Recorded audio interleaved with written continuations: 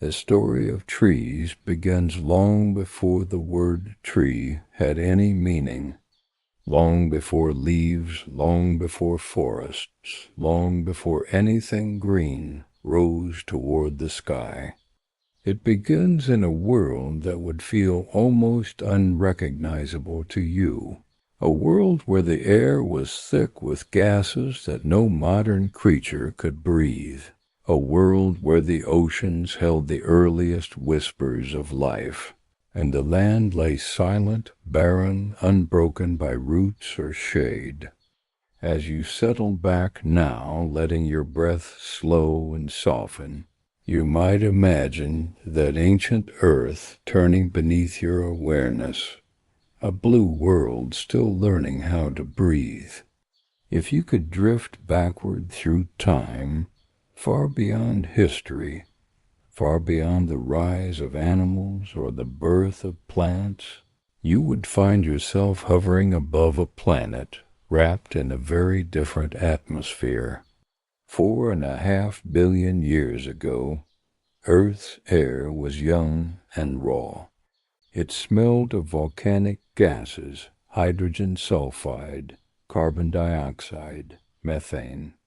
Lightning arced across thick clouds, and each bolt echoed off vast oceans that were still cooling from Earth's formation. There was almost no oxygen, not even 1% of what you are breathing right now, and yet the building blocks of life were gathering quietly in warm shallows, in deep-sea vents, and in the quiet chemistry of minerals and sunlight. Life was not yet green. There were no plants, no leaves, no branches lifting toward the sky, but somewhere in those early waters, in the soft cradle of the oceans, something small began to learn a trick that would change everything, a trick that every tree alive today still performs, gently and without effort, in forests across the earth, a trick called photosynthesis. When the first photosynthetic organisms appeared, cyanobacteria, they weren't majestic or towering. They were microscopic, thin threads, tiny cells, barely more than bubbles of life drifting in the sunlit surface of ancient seas, and yet they were powerful. They could take sunlight, water, and carbon dioxide, the same raw materials that trees use today, and turn them into simple sugars, fuel for their existence. But they also released something new into the world, oxygen. At first, this oxygen didn't rise into the air. It reacted instantly with iron dissolved in the oceans, turning the seas rusty red and laying down banded iron formations that modern geologists still find in cliffs and quarries. Only after millions of years did oxygen begin to accumulate in the atmosphere itself, slowly, quietly, unstoppably. You can imagine how gradual it was, a rise so slow that no creature at the time sensed the change. And yet it was the first breath of a transformation that would echo through every future life form. It would one day allow animals to move, brains to grow, and lungs to fill. But Earth was still far from ready for trees. The land was bare, dry, scoured by wind, exposed to ultraviolet radiation that streamed down without mercy. Fungi, bacteria, and simple algae were the first to edge toward the shore, forming thin films on damp rocks, but no plants yet, no roots to crack stone, no stems to rise, no leaves to gather light. The land needed one more ingredient, soil. When you picture soil, you might imagine something soft, dark earth beneath your feet, crumbly and rich, perfumed by moss and damp leaves. But in the beginning, soil did not exist. What blanketed the continents was simply rock, raw, sharp, unweathered.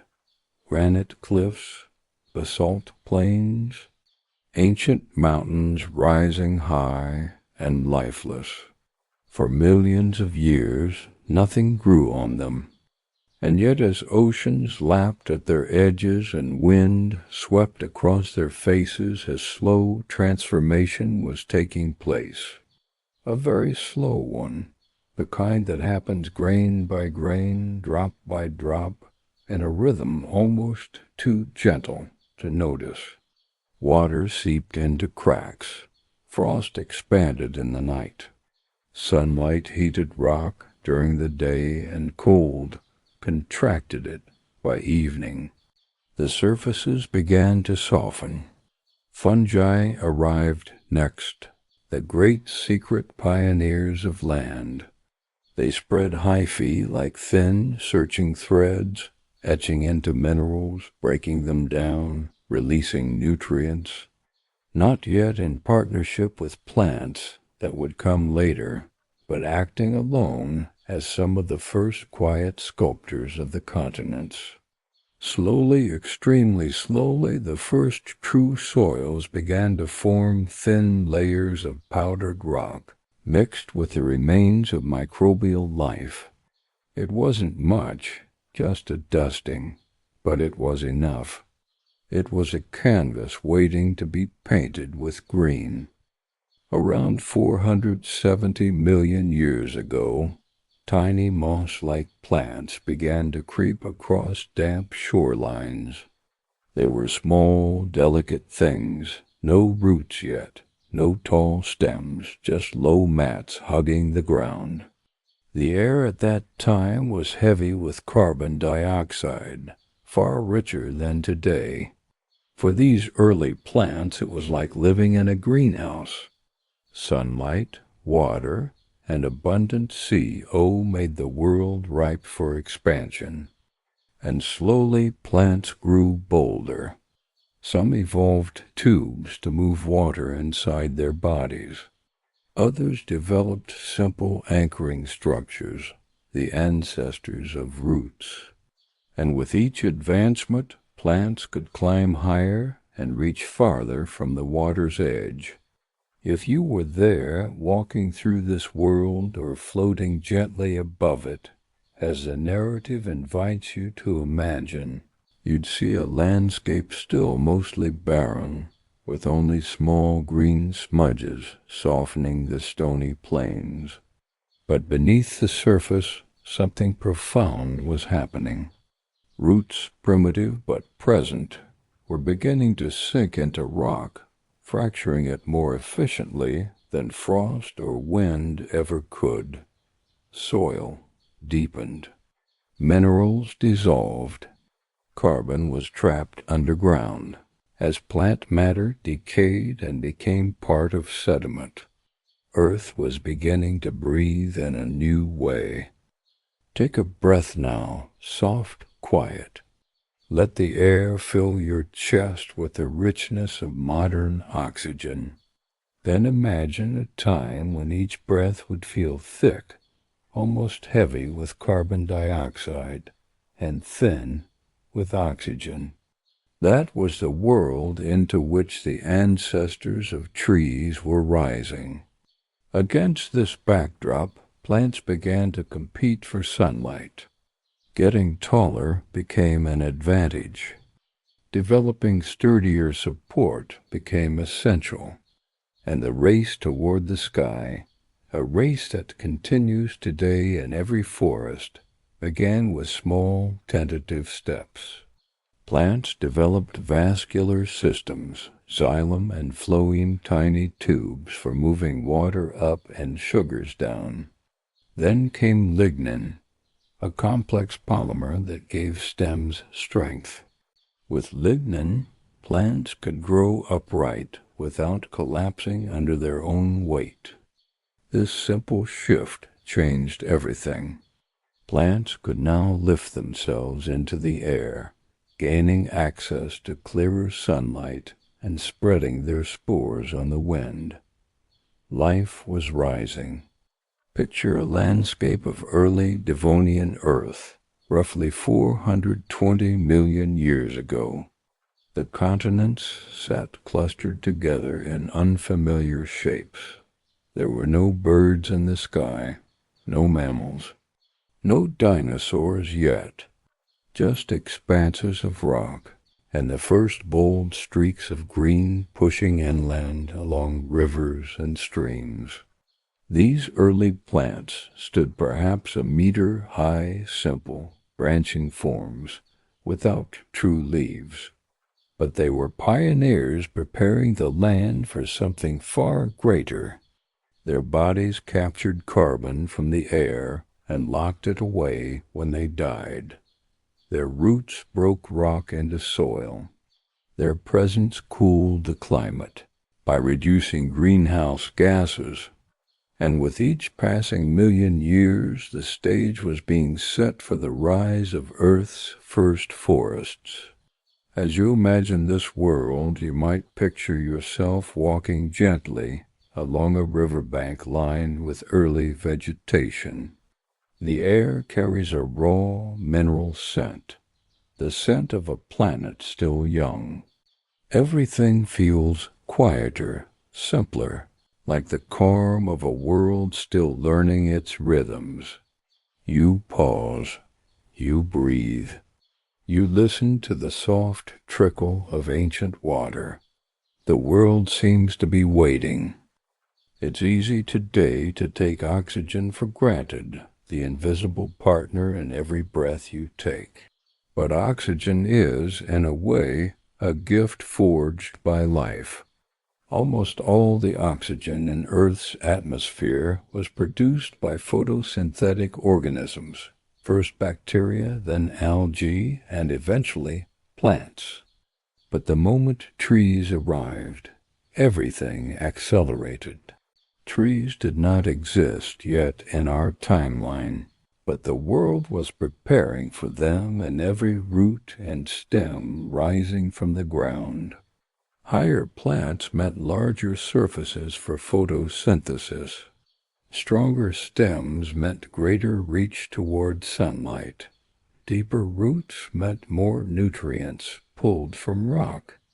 Earth was being reshaped from the inside out by the simple, elegant desire of life to grow toward light. Take another slow breath. Let it ease you further into stillness.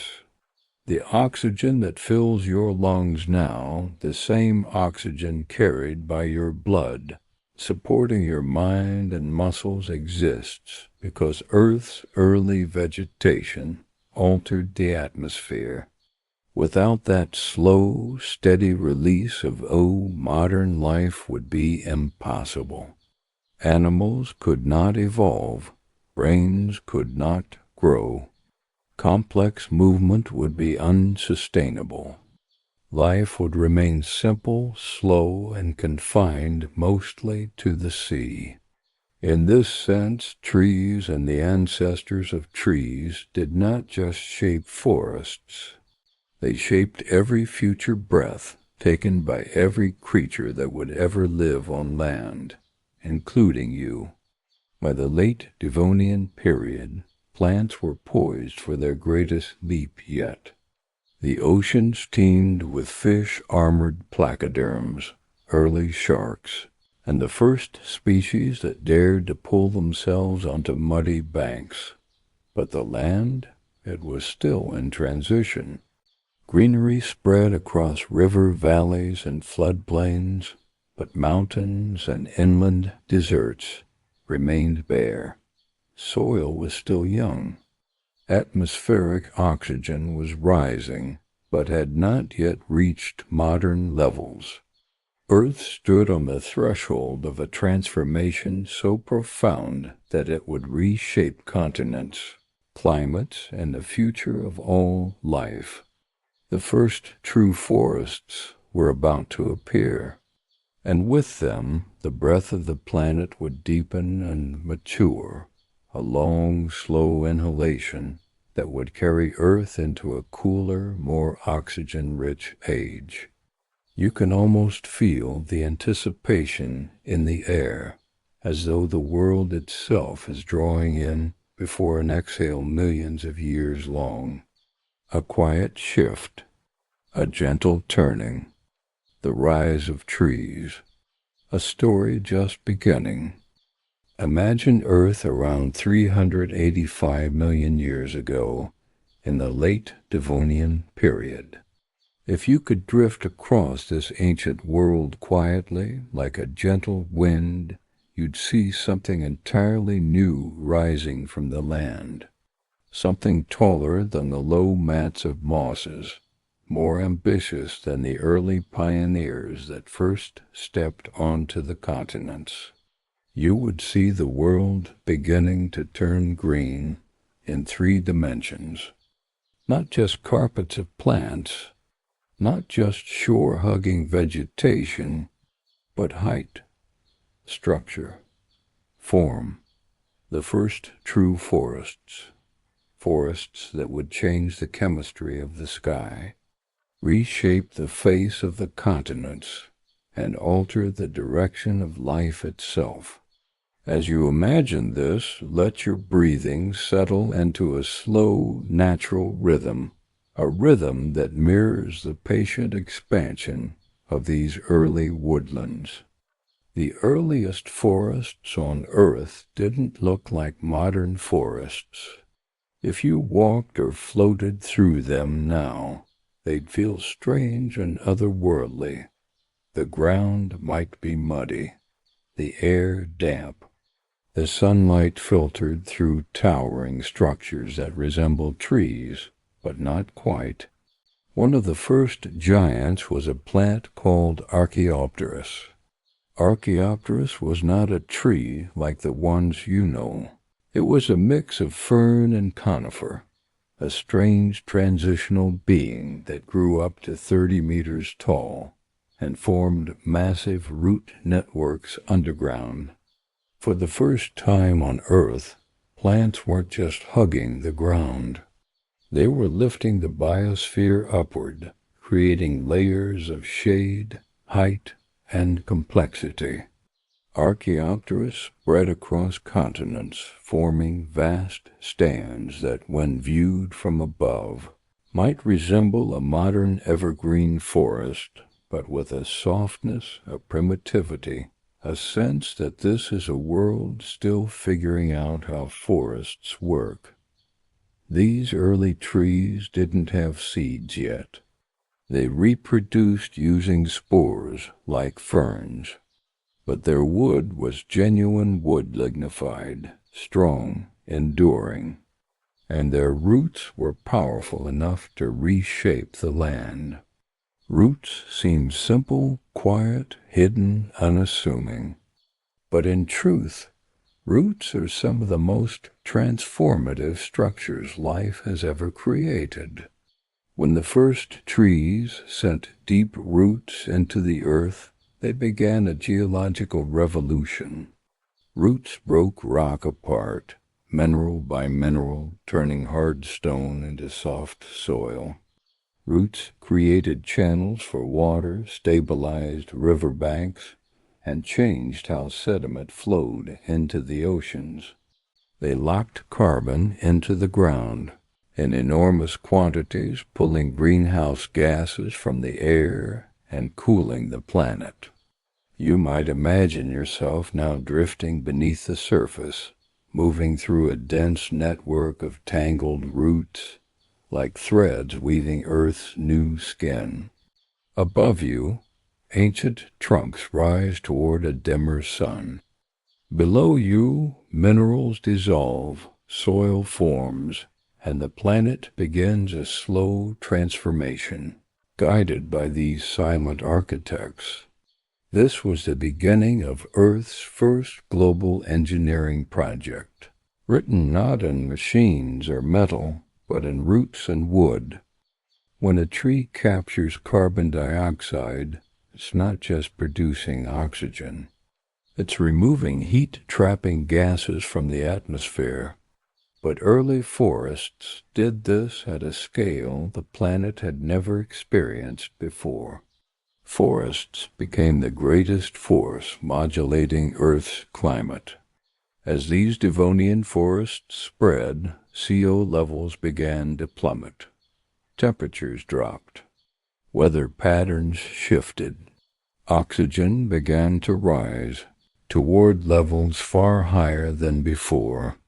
This change was not fast.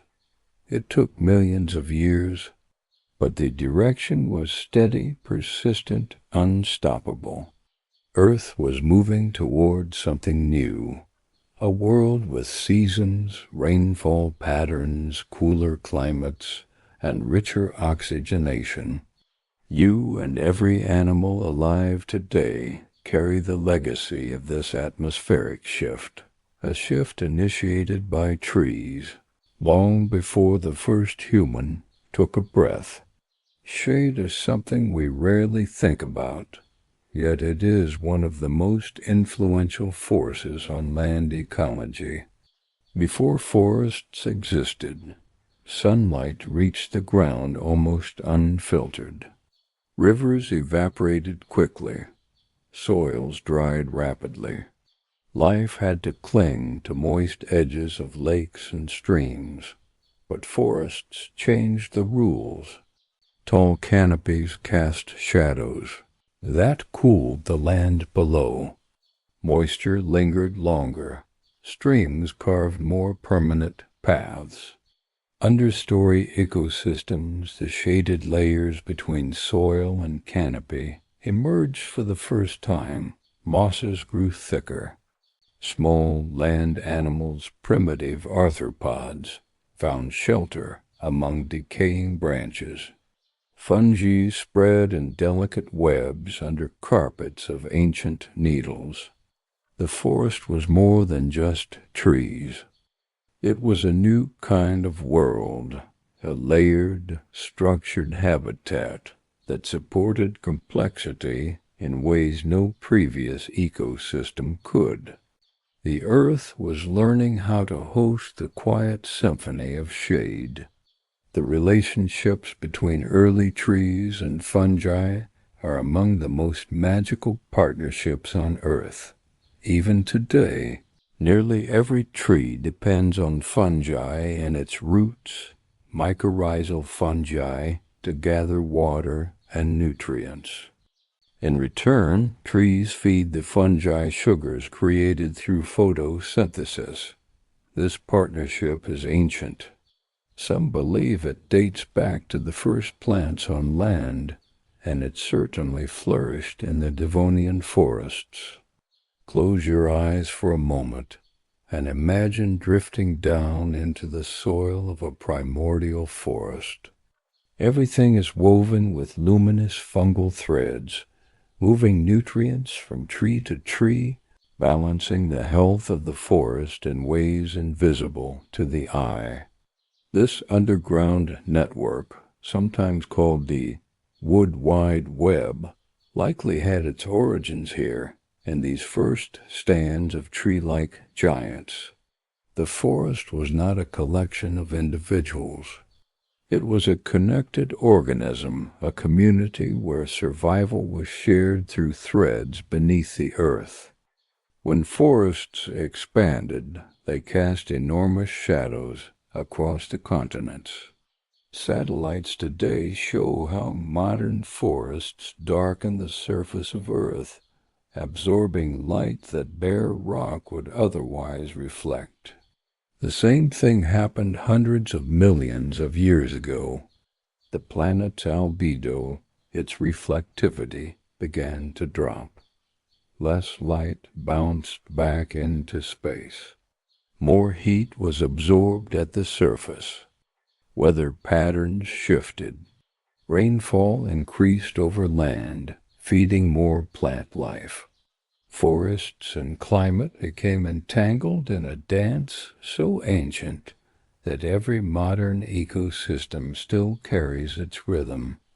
If you listen closely, not with ears, but with imagination, you can almost feel that ancient pulse.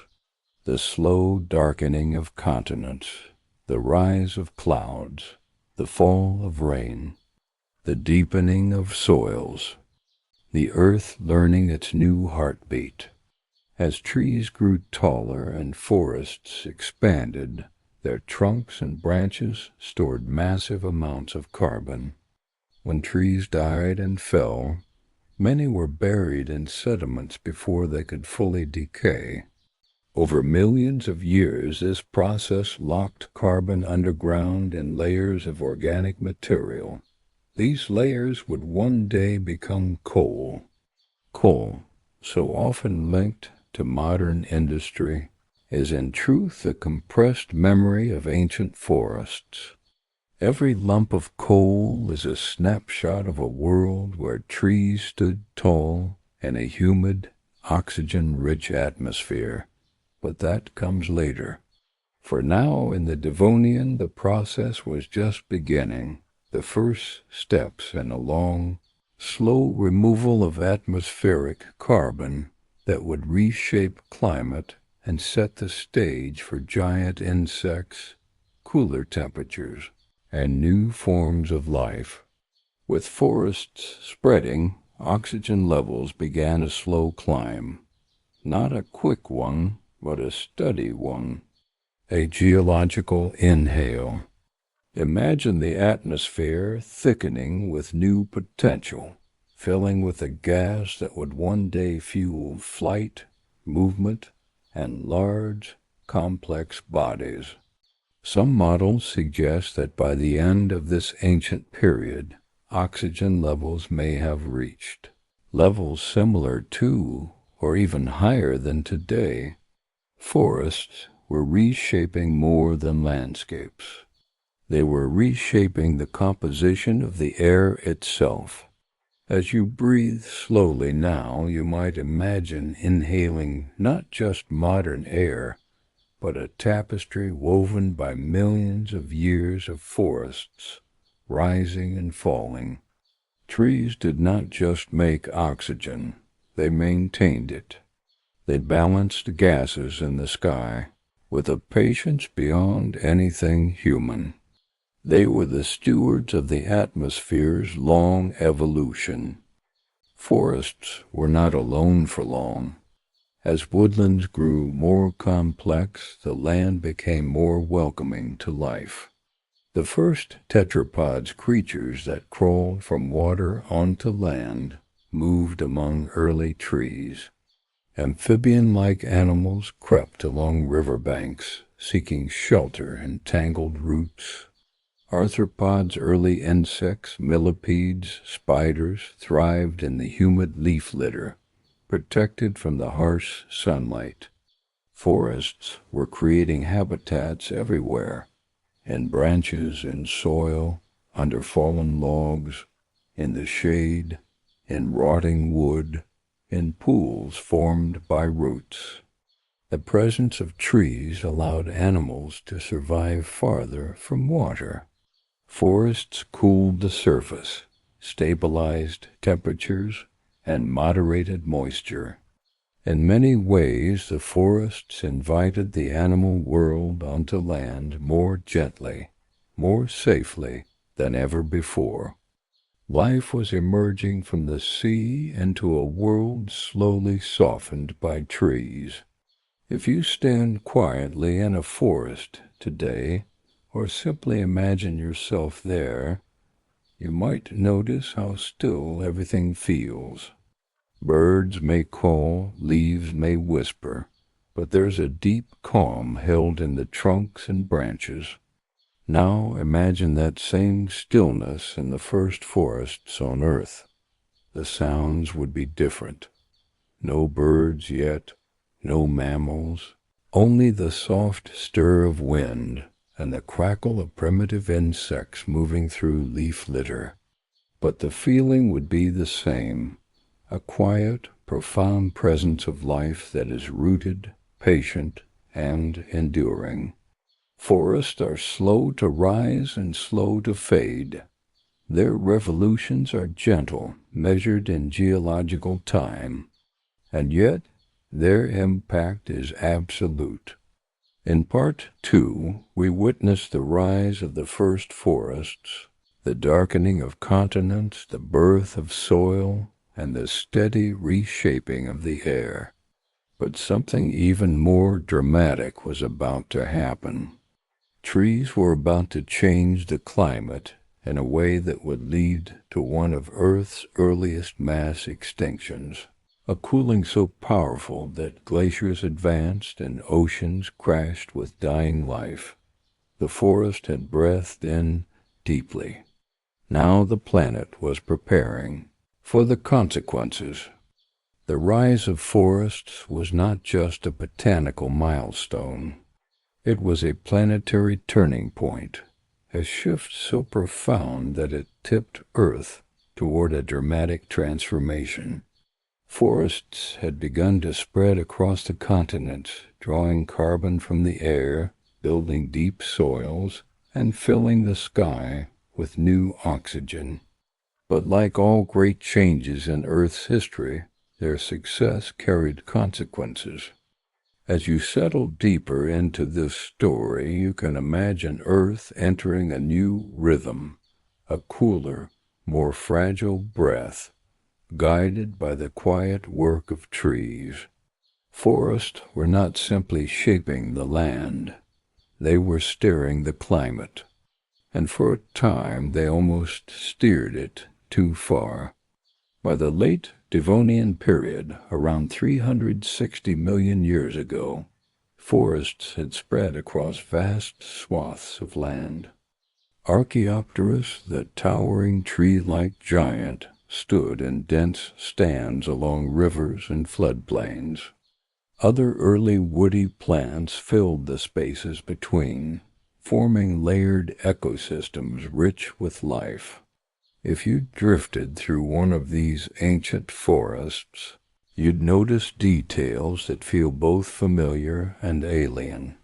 Trunks rising in straight columns, branches spreading in soft fans, spore-producing structures dangling in primitive clusters, forest floors littered with decaying logs, insects humming in fern-like undergrowth. The air would feel humid and rich, filled with the scent of wet soil and the chemistry of new growth. And as you breathe in imagination, you can sense the magnitude of what these forests were doing. They were pulling carbon dioxide from the atmosphere at an unprecedented rate. Forests had become Earth's great carbon pumps, elegant, towering engines absorbing greenhouse gases and locking carbon deep in their woody bodies and in the soil. But with so much carbon removed, something was about to happen that no creature, tree, or animal could anticipate. The earth began to cool. The rise of forests was not just a botanical milestone. It was a planetary turning point, a shift so profound that it tipped Earth toward a dramatic transformation. Forests had begun to spread across the continents, drawing carbon from the air, building deep soils, and filling the sky with new oxygen. But like all great changes in Earth's history, their success carried consequences. As you settle deeper into this story, you can imagine Earth entering a new rhythm, a cooler, more fragile breath, guided by the quiet work of trees. Forests were not simply shaping the land, they were steering the climate, and for a time they almost steered it too far. By the late Devonian period, around 360 million years ago, forests had spread across vast swaths of land. Archaeopteris, the towering tree-like giant, stood in dense stands along rivers and floodplains. Other early woody plants filled the spaces between, forming layered ecosystems rich with life. If you drifted through one of these ancient forests, you'd notice details that feel both familiar and alien.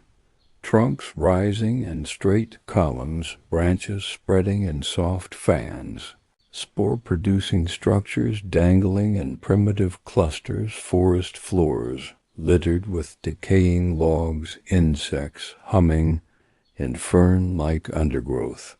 The air would feel humid and rich, filled with the scent of wet soil and the chemistry of new growth. And as you breathe in imagination, you can sense the magnitude of what these forests were doing. They were pulling carbon dioxide from the atmosphere at an unprecedented rate. Forests had become Earth's great carbon pumps, elegant, towering engines absorbing greenhouse gases and locking carbon deep in their woody bodies and in the soil. But with so much carbon removed, something was about to happen that no creature, tree, or animal could anticipate. The earth began to cool. Carbon dioxide is a greenhouse gas. It traps heat near Earth's surface. More CO equals a warmer planet. Less CO equals a cooler one. Forests were so effective at removing CO that Earth's thermostat began to shift dramatically. Millions of years passed, slow to us, but fast in geological terms, and atmospheric carbon dropped to some of the lowest levels in Earth's early history. Climate zones shifted. Temperatures declined. Ice began to form at the poles. This cooling wasn't abrupt. It was subtle, gradual, like the slow dimming of a lamp, but it had enormous consequences. The late Devonian climate was sliding toward an icehouse world. You can imagine Earth taking a long, slow inhale, one so deep that the air itself cooled as forests spread across the continents. This breath would lead to one of Earth's earliest mass extinctions. About 359 million years ago, a series of extinction pulses swept through the oceans. Not all at once, not in a single dramatic strike, but in waves that rolled across millions of years. The seas were hit hardest. Coral reefs collapsed, armored fish vanished, trilobites dwindled, many marine vertebrates disappeared. Oxygen levels in the oceans dropped severely. Scientists still debate the exact triggers, but trees quietly, unintentionally played a major role.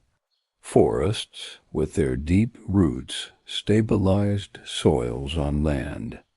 But when storms tore through, they also liberated enormous quantities of nutrients into rivers and oceans. These nutrient pulses fed algal blooms that consumed oxygen when they decomposed. Meanwhile, the cooling climate reduced the ocean's ability to hold and circulate oxygen. Large regions of the oceans entered anoxia, oxygen starvation. Marine life struggled in these breathless waters. It was a strange paradox. Life on land was rising, expanding, flourishing, while life in the oceans suffered and declined. Forests had made Earth breathable for the future, but in the process, they triggered a crisis in the present. As you imagine these events, you might picture Earth as a living system adjusting to a new balance, one stabilizing breath at a time. Forest growth, climate cooling, oceanic upheaval, a chain of cause and effect stretching across ages. Despite oceanic losses, the land was preparing for an explosion of new creatures. Forests had created soil-stabilized landscapes, moderated climate, increased oxygen, built complex habitats. For millions of years, plants had been reshaping the land, quietly preparing it for the animals that would one day rule it. Early insects scurried through leaf litter. Millipedes, primitive spiders, tiny wingless creatures exploring rotting wood. Amphibians ventured inland, seeking shelter along forest edges. Imagine these pioneers' small bodies pressed low to the forest floor, breathing air thick with humidity and enriched by the growing abundance of oxygen. They found shade, moisture, food, shelter, stability, everything life needed to take its first confident steps onto land. Forests created not just oxygen, but habitat complexity. This layering of environments, canopy, understory, forest floor, soil, was something brand new on Earth. And as forests matured, animals followed. While Archaeopteryx and other early giants spread spores into the wind, a quiet evolutionary revolution was underway. Plants were developing seeds. Seeds changed everything. They protected embryos from drying out. They allowed plants to spread across dry interiors. They made forests more resilient. They unlocked new landscapes previously unreachable. The earliest seed plants weren't quite trees yet, but they were close. Woody stems, branching forms, thick bark, and seeds that could wait patiently for the right moment to germinate. This patience allowed forests to push into regions far from rivers and lakes, transforming the land into vast, connected ecosystems. Imagine drifting through one of these new forests, watching seeds spiral downward on soft, ancient breezes, each one a tiny cargo of future life. One of the most profound consequences of early forests was the burial of vast amounts of carbon.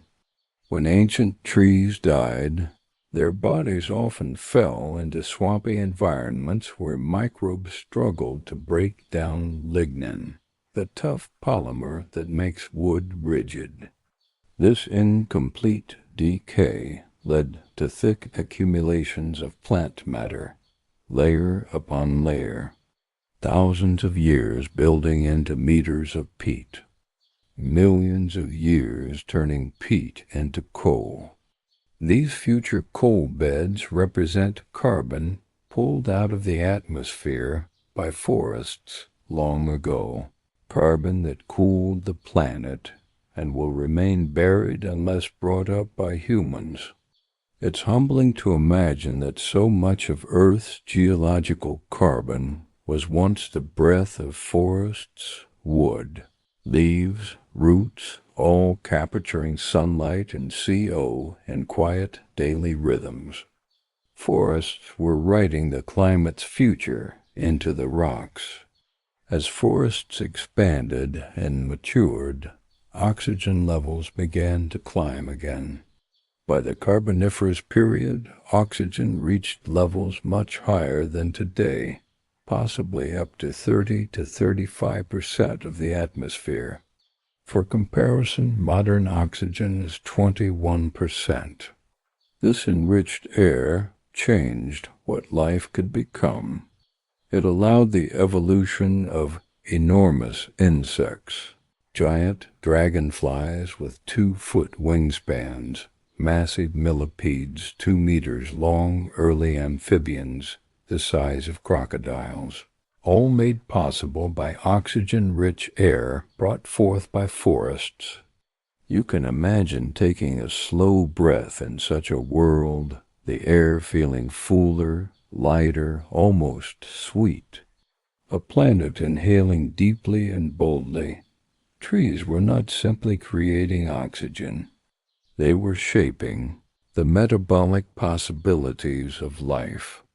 In a high-oxygen world, animals could grow larger, move faster, hunt and hide in new ways. Forests made animal diversity not just possible, but abundant. When you picture a modern tree, its form feels inevitable. Roots, trunk, branches, leaves. But this structure was learned over millions of years through the quiet pressures of sunlight, gravity, wind, and competition. Trees mastered the vertical world in slow, deliberate steps. First simple stems, then branching, then bark, then leaves, then seeds. Each innovation added a new layer to the forest and a new gift to the planet. Forests became Earth's great teachers of form, showing life how to rise, how to connect, how to persist. And in their rising, animals evolved new strategies: climbing, burrowing, gliding, hiding, nesting, feeding on leaves, feeding on seeds. Forests created possibilities.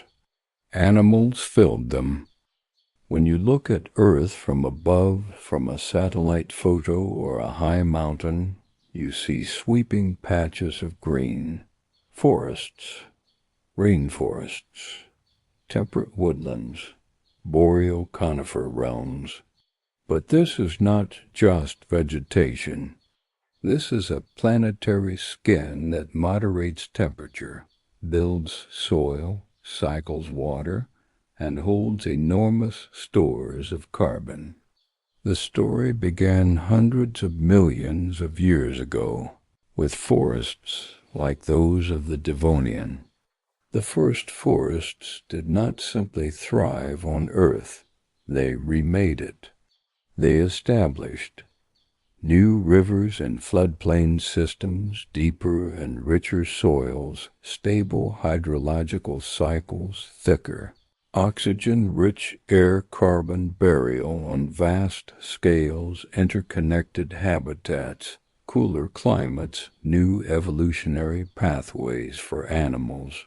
Forests were not a background feature of the planet. They were one of its great engines, quiet, steadfast, and immeasurably powerful. Take a slow, easy breath.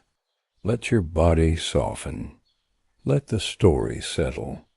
Part 3 of our journey has followed forests into a moment when they changed the planet so profoundly that it triggered cooling, oceanic shifts, and reshaped life on both land and sea.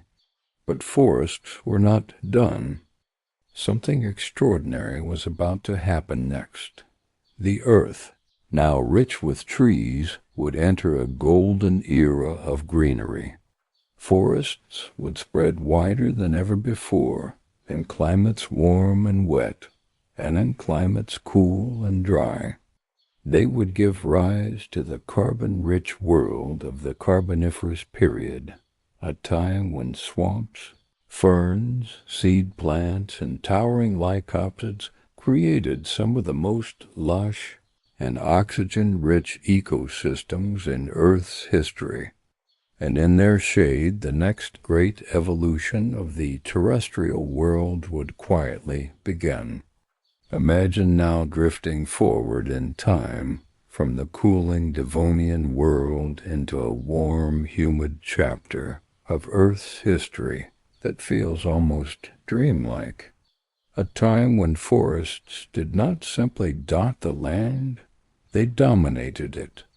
A time when greenery rose higher, spread wider, and grew thicker than at almost any other moment in Earth's deep past.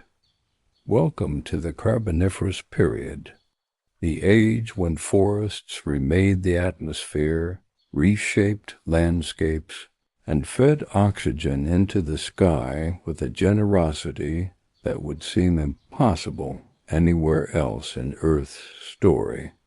If the Devonian was the dawn of forests, the Carboniferous was their full blossoming, a planetary flourishing unlike anything before or since.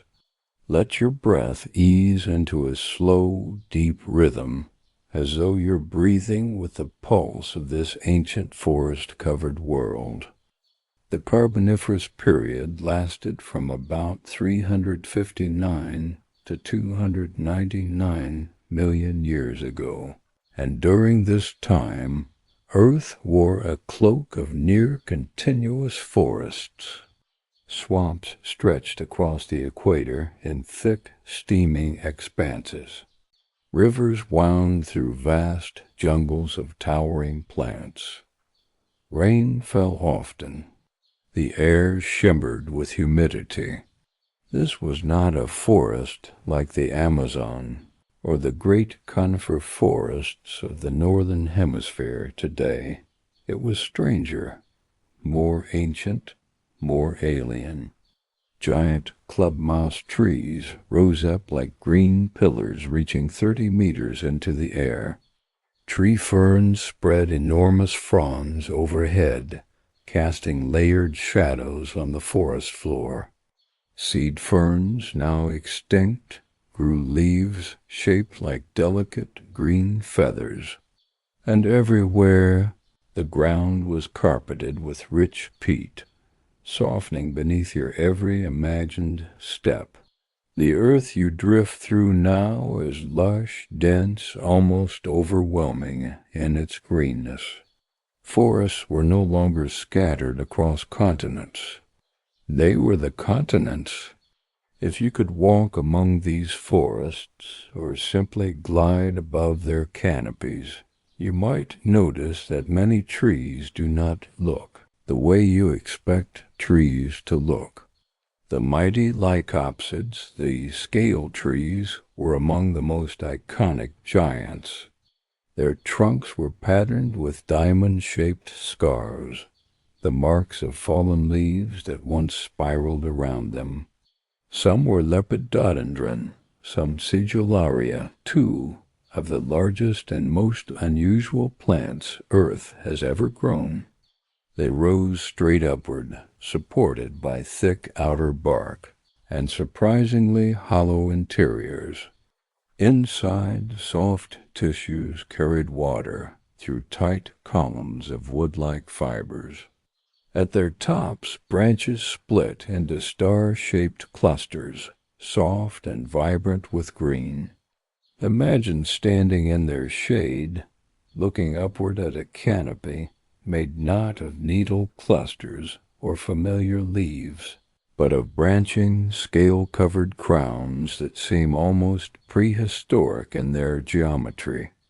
These were forests built unlike any that exist today, yet they carried out the same essential task, breathing in carbon dioxide and breathing out oxygen. During the height of these forests, atmospheric oxygen may have risen as high as 30 to 35%, compared to today's 21%. This change wasn't just chemical. It reshaped life's possibilities. Insects rely on passive diffusion to absorb oxygen through their bodies. More oxygen meant they could grow much larger without suffocating, and so the forests filled with creatures far larger than anything modern forests host. Giant dragonflies with wingspans nearing 70 centimeters glided between tree trunks. Great millipede-like arthropods, Arthropleura, crawled along the muddy forest floor, some reaching 2 meters in length. Spiders grew big enough to cast shadows across fallen logs. The forest floor hissed, clicked, and rustled with life in a way that would feel surreal to a modern observer. You might picture yourself drifting just above the surface, watching these ancient giants stir the air around your awareness. Everything seemed amplified, movement, sound, scale, all because trees were pumping oxygen into the sky with relentless energy. Forests at this time were not dry, airy woodlands. They were humid, swampy, filled with standing water and thick mud. Plants grew in layers, tall lycopsids forming the canopy, mid-level tree ferns, adding a filtered shade, horsetails, forming dense thickets, seed ferns spreading elegant leaves, mosses, and liverworts, carpeting the soil. Light filtered through in shifting emerald gradients. Everywhere, the forest seemed alive with the scent of wet earth and decay. Imagine the air, warm, moist, heavy with oxygen, drifting past your face as you move slowly through this green world. The ground sloshes gently underfoot. Your path winds through towering trunks like a hallway in an ancient cathedral, roofed in fronds and leaves. The forest's breath surrounds you on all sides. One of the defining features of this age was the extraordinary rate at which forests captured and buried carbon. When trees fell into the swampy ground, their bodies accumulated faster than fungi and bacteria could break them down.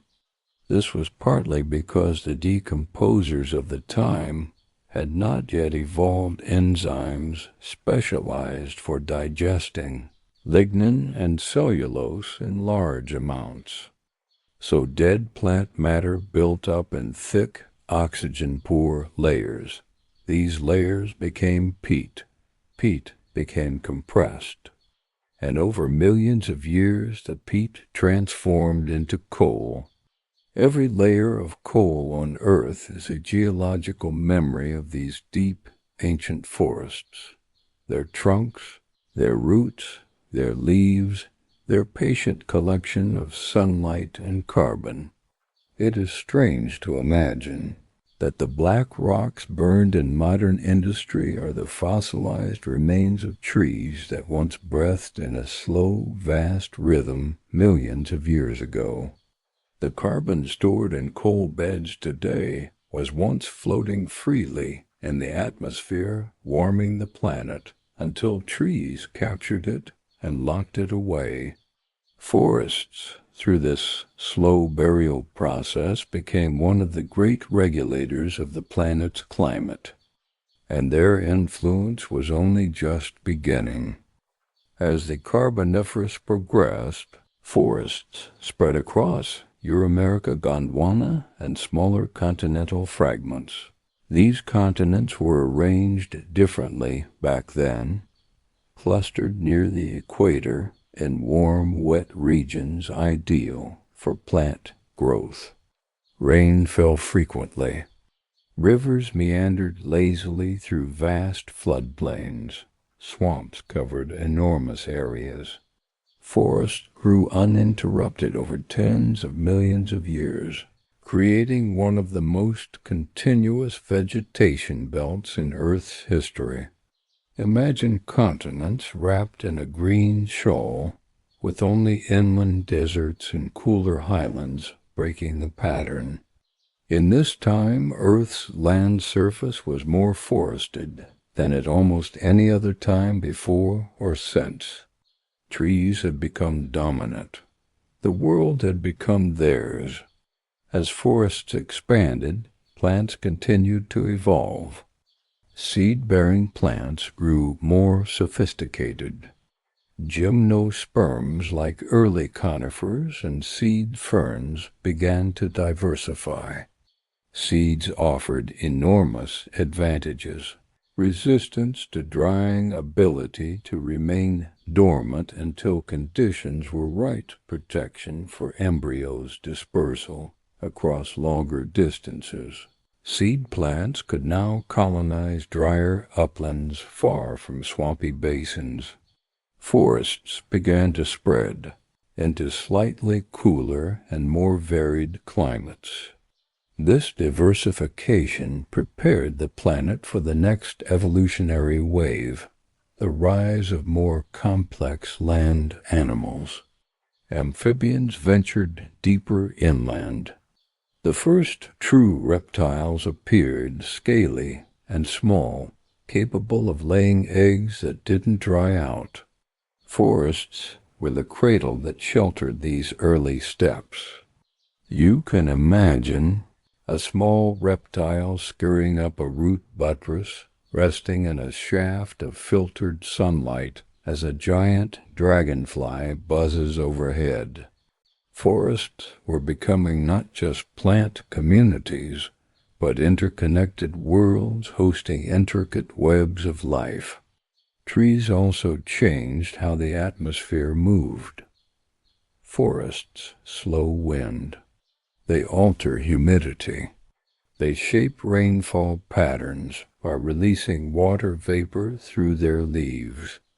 In the Carboniferous, the enormous expanse of forests helped stabilize weather systems around the equator.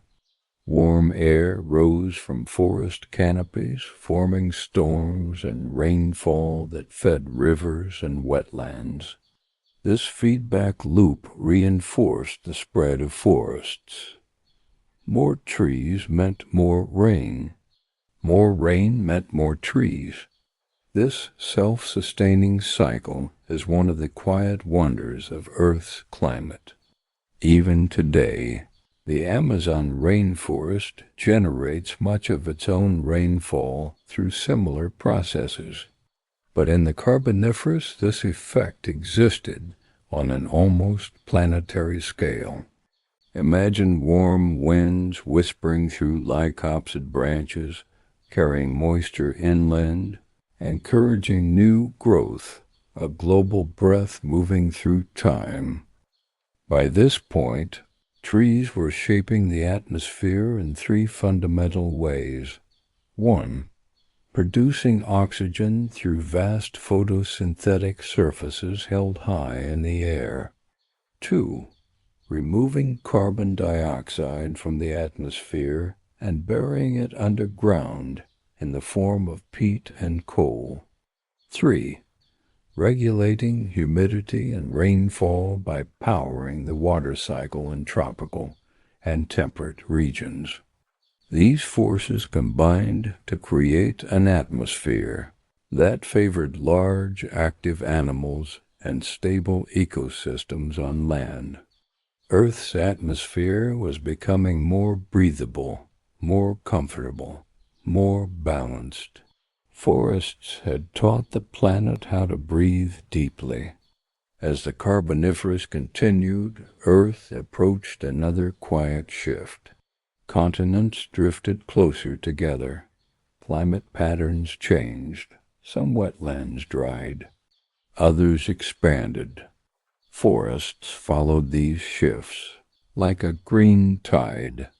Slowly, subtly, the cycle of forest growth and carbon burial began to slow. The world was preparing for another transformation, a new chapter in which forests would evolve into more familiar forms, as the first conifers, the earliest relatives of pines and firs, began to appear. But for now, in this moment we linger in, Earth is at its most lush, its most oxygen-rich, its most thickly wrapped in green. You can breathe in softly, imagining the warm, moist air of a world built by forests in their most ancient grandeur. Forests that shaped the sky, forests that shaped the land, forests that shaped the very breath of the planet. The world is changing again, slowly, steadily, with the patience only deep time understands. The Carboniferous forests, warm, wet, and sprawling, are beginning to fade in places. Some swamps dry out. Some river valleys shift. Continents move across the globe. and climates follow, like shadows stretching and shrinking across the day. A new era is beginning, the Permian period, and with it, forests must adapt. Humidity declines, interior continents become dry, temperatures fluctuate more dramatically, and life must respond to this new, less forgiving world. This is the chapter where forests evolve from ancient swamp giants into the resilient trees that will dominate Earth for the next 250 million years. Imagine yourself drifting gently into this new time. The air a little drier, the ground firmer, the forests taller and more familiar. This is the age when trees become survivors. By the early Permian, a new lineage of plants begins to rise, the gymnosperms. These were the ancestors of pines, firs, spruces, cycads, and ginkgos, and they carried with them one of evolution's great innovations, the seed. Unlike spores, which were fragile and moisture-dependent, seeds protected their embryos in sturdy, nutrient-rich packages, little vaults of potential, carried by wind or dropped onto dry soil to wait patiently for the right conditions. Seeds opened entire continents to plant life.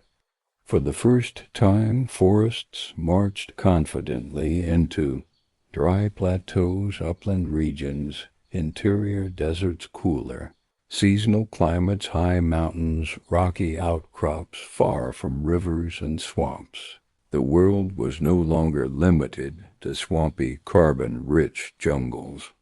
Forests were learning how to withstand drought, cold, and uncertainty. One of the greatest innovations in plant evolution was the development of the conifer form. Early conifers, primitive yet recognizable, began to dominate the land. They had tall, straight trunks, evergreen, needle-like leaves, deeply embedded stomata to reduce water loss, strong, resin-filled wood, tiny male and female cones, seeds protected beneath woody scales in shape and behavior. They resemble modern pines and firs, though their species are long extinct. Imagine walking among these early conifer forests. The air is cooler and drier. Wind whistles softly through needles. Trunks rise in uniform ranks, casting narrow shadows on sandy soil. The world feels more modern here, stripped of the lush swampiness of the Carboniferous, leaner and more resilient. This is a forest built for survival, not opulence, a forest shaped by scarcity, a forest preparing the planet for the ages to come. Alongside conifers, two other major groups emerge. Cycads, palm-like but unrelated to palms, they carry thick trunks and large feathery leaves. They thrive in warm, dry conditions and produce large, bright seeds and cone-like structures. Cycads are living fossils. You can still see them today in tropical regions around the world. Ginkgos, another lineage of resilience. Fan-shaped leaves, sturdy branching structure, dioecious male and female trees separate. Only one species survives today, Ginkgo biloba, but during the Permian they formed entire forests, standing tall and stubborn in unpredictable climates.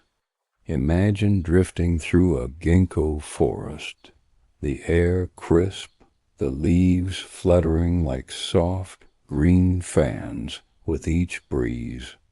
Everything feels quiet, stable, ancient. These were trees that understood how to withstand drought, cold, fire, and time itself. Fire is as ancient as lightning, but in the Carboniferous, fire was rare. High oxygen favored fire, but the swampy wetlands were too wet to allow flames to spread. But as the Permian shifted Earth toward drier lands, fire began to appear more often, and in response, trees evolved strategies to live with fire, or even take advantage of it.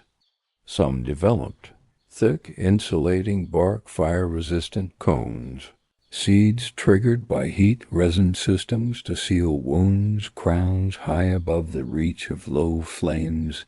Fire became not an end, but a renewal, a way to clear underbrush, release nutrients, open space for new seedlings.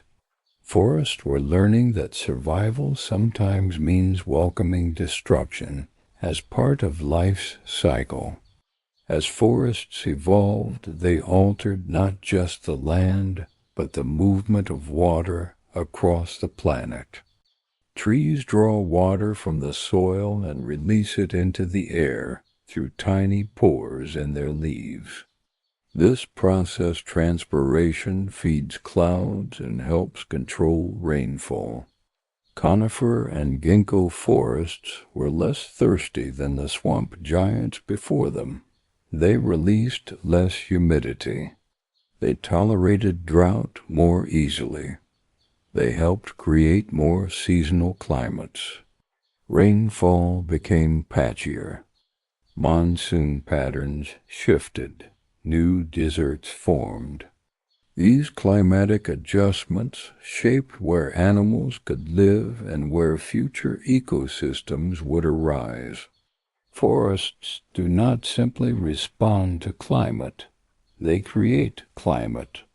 This has been true since the first leaves opened to the sky. As forests diversified, animals followed. Amphibians had thrived in the swampy Carboniferous, but the new, drier Permian world favored something new: reptiles. They evolved adaptations that mirrored the needs of the new forests. Waterproof skin, amniotic eggs that resist drying, stronger limbs for walking. Long distances, more advanced lungs, complex jaws, and teeth, highly varied body plans. The amniotic egg, especially, was a revolution on par with the invention of seeds. Seeds let plants conquer dry land. Amniotic eggs let animals follow.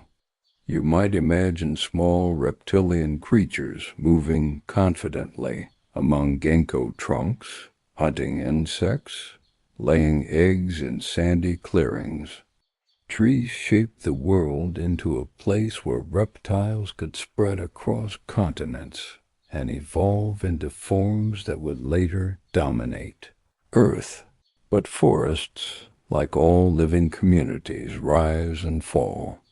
Near the end of the Permian, Earth experienced the most severe extinction event in its entire history, the Permian-Triassic extinction, approximately 252 million years ago. A cascade of disasters struck the planet. Massive volcanic eruptions, runaway greenhouse warming, methane release, ocean acidification, loss of oxygen and water climate instability, drying of interior continents, forests collapsed across much of the world. Many conifers died back. Most leucopsids vanished. Seed ferns declined sharply. This event nearly emptied Earth of life.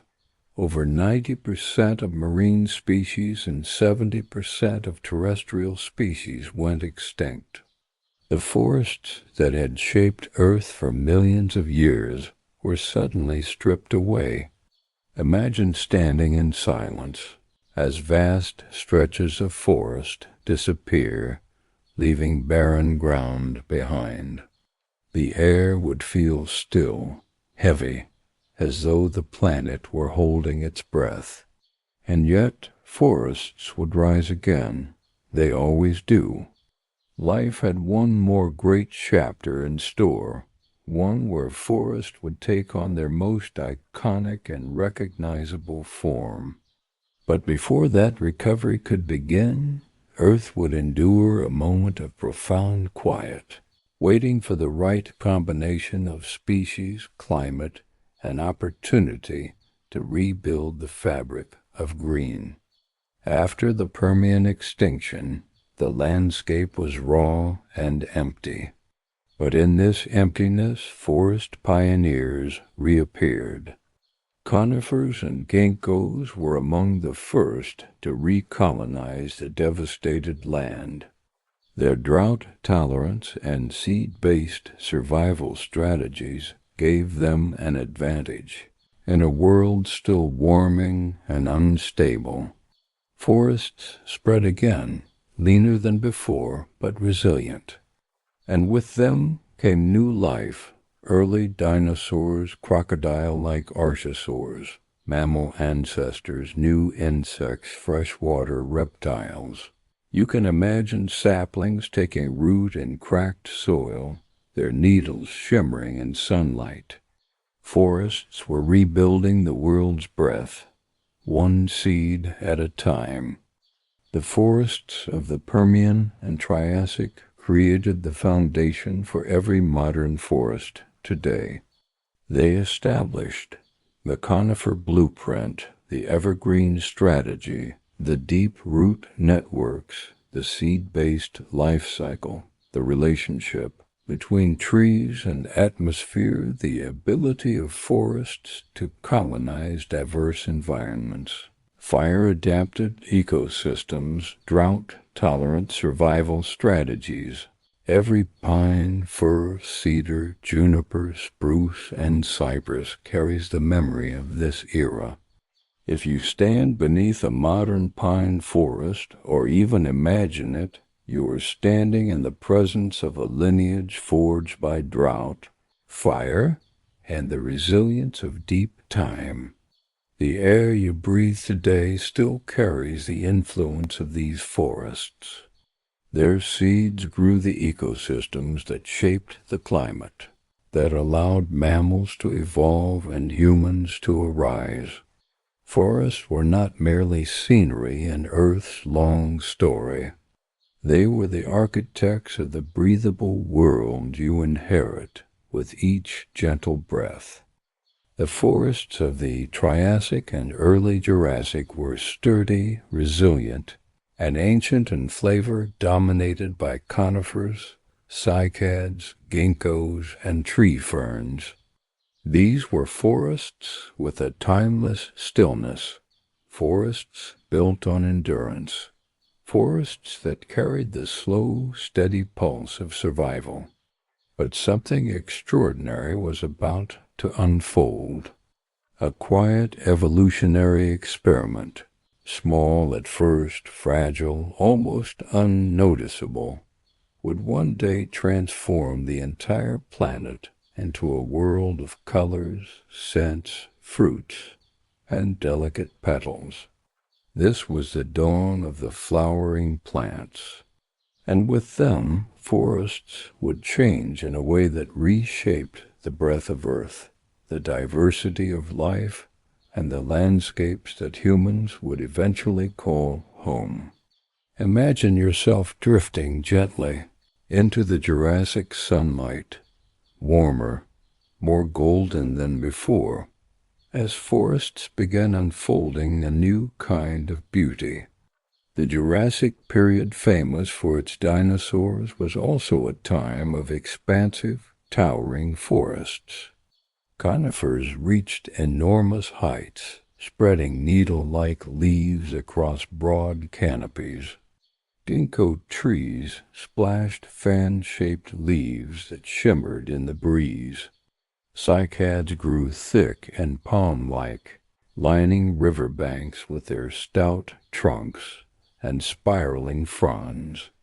Volcanoes rumbled in the distance, as continents slowly drifted apart like sheets of ice splitting across a lake. The air was warm and humid. Seasons existed, but gently. Rain swept in from tropical seas and nourished the forests with rhythmic reliability. Imagine walking through this world, your steps soft on thick beds of needles, your path winding between trunks as wide as small cabins. The air is filled with the low hum of giant insects. Somewhere in the distance, a sauropod, one of the immense long-necked dinosaurs, moves slowly through conifer shade, its massive body stirring ancient dust. Forests now stretched over vast regions, thick green quilts covering continents still tinged with volcanic energy. And yet, for all their abundance, these forests were missing something vital, something that did not yet exist: flowers. No one knows exactly where the first flower bloomed. Maybe in a shaded understory near a slow-moving river. Maybe beside the roots of a conifer. Maybe in a pocket of disturbed soil after a storm toppled an ancient ginkgo. The earliest flowering plants, angiosperms, were small, unobtrusive, and visually plain, nothing like the vibrant blossoms we know today. They likely resembled small magnolia-like plants or shrubs with primitive petals and simple reproductive organs. Though modest, they carried revolutionary innovations. 1. Enclosed seeds protected and nurtured within ovaries, turning into fruits after fertilization. 2. Faster reproduction, allowing rapid expansion in newly formed niches. 3. Diverse leaf shapes enabling efficient photosynthesis in different light environments. 4. Cooperative pollination using insects and later birds for reproduction, not just wind or water. These early flowers didn't aim to be beautiful. They simply offered opportunity for themselves and for the creatures around them. Imagine a small Jurassic insect, perhaps a beetle or tiny fly, landing on a primitive blossom drawn by its subtle scent. The plant gains pollination. The insect gains food. A new relationship begins. And from that small partnership, the world begins to change. As the Jurassic ends and the Cretaceous period begins, around 145 million years ago, flowering plants expand dramatically. Insects diversify in response. Bees, ants, butterflies, beetles. They evolve alongside flowers in a dance of mutual advantage. Pollination becomes precise, efficient, and incredibly varied. Flowering plants began experimenting with bright petals, sweet nectar, unique scents, specialized shapes, and berries, edible seeds, rapid life cycles, small tree forms, broad leaves that capture sunlight efficiently. They colonize disturbed areas, floodplains, forest edges, volcanic soils, places where conifers struggle to recover quickly. And slowly, very slowly, angiosperms push their way into the heart of the forests, not by height or strength, but through speed, creativity, and diversity. Forests begin shifting from monochromatic greens to mosaics of color. You might imagine the first flashes of yellow, white, and pink appearing beneath towering conifers, small sparks of the future, glowing in ancient shade. Dinosaurs lived their entire existence within forests. They moved through corridors of conifers, nested in fern-rich glades, and fed on leaves shaped by millions of years of evolution. Some dinosaurs ate cycads, some browsed ginkgos, some grazed on early flowering shrubs.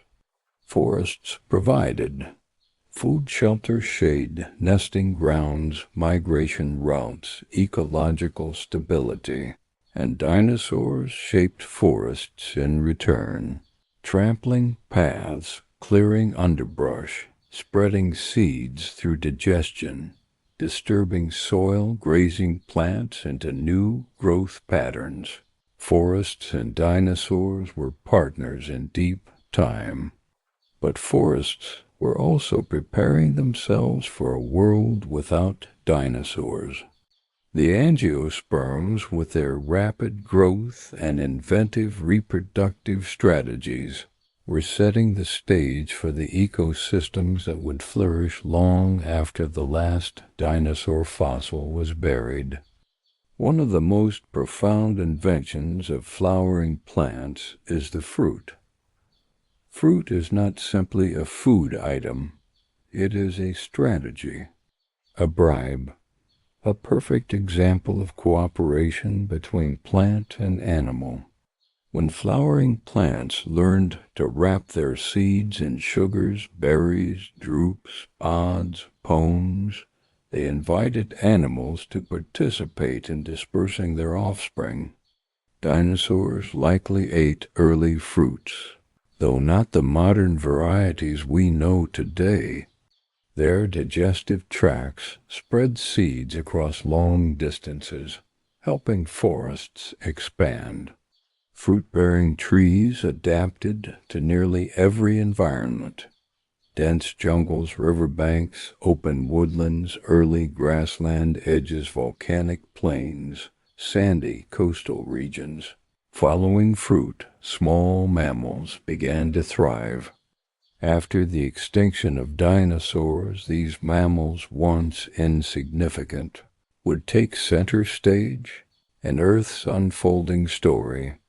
But in the Cretaceous, they were still tiny forest dwellers, darting in and out of leaf litter, feeding on insects, seeds, and fruit. Forests were grooming the mammals that would eventually dominate the world. As flowering plants spread, they altered. Photosynthetic efficiency, broad leaves captured sunlight more effectively. Transpiration dynamics. Flowering trees moved water from soil to air in unique patterns, shaping regional rainfall. Atmospheric chemistry, new leaf structures released oxygen in different rhythms and absorbed carbon with greater flexibility. Soil formation, leaf litter from flowering plants decomposed faster than conifer needles, creating richer soils and cycling nutrients more quickly.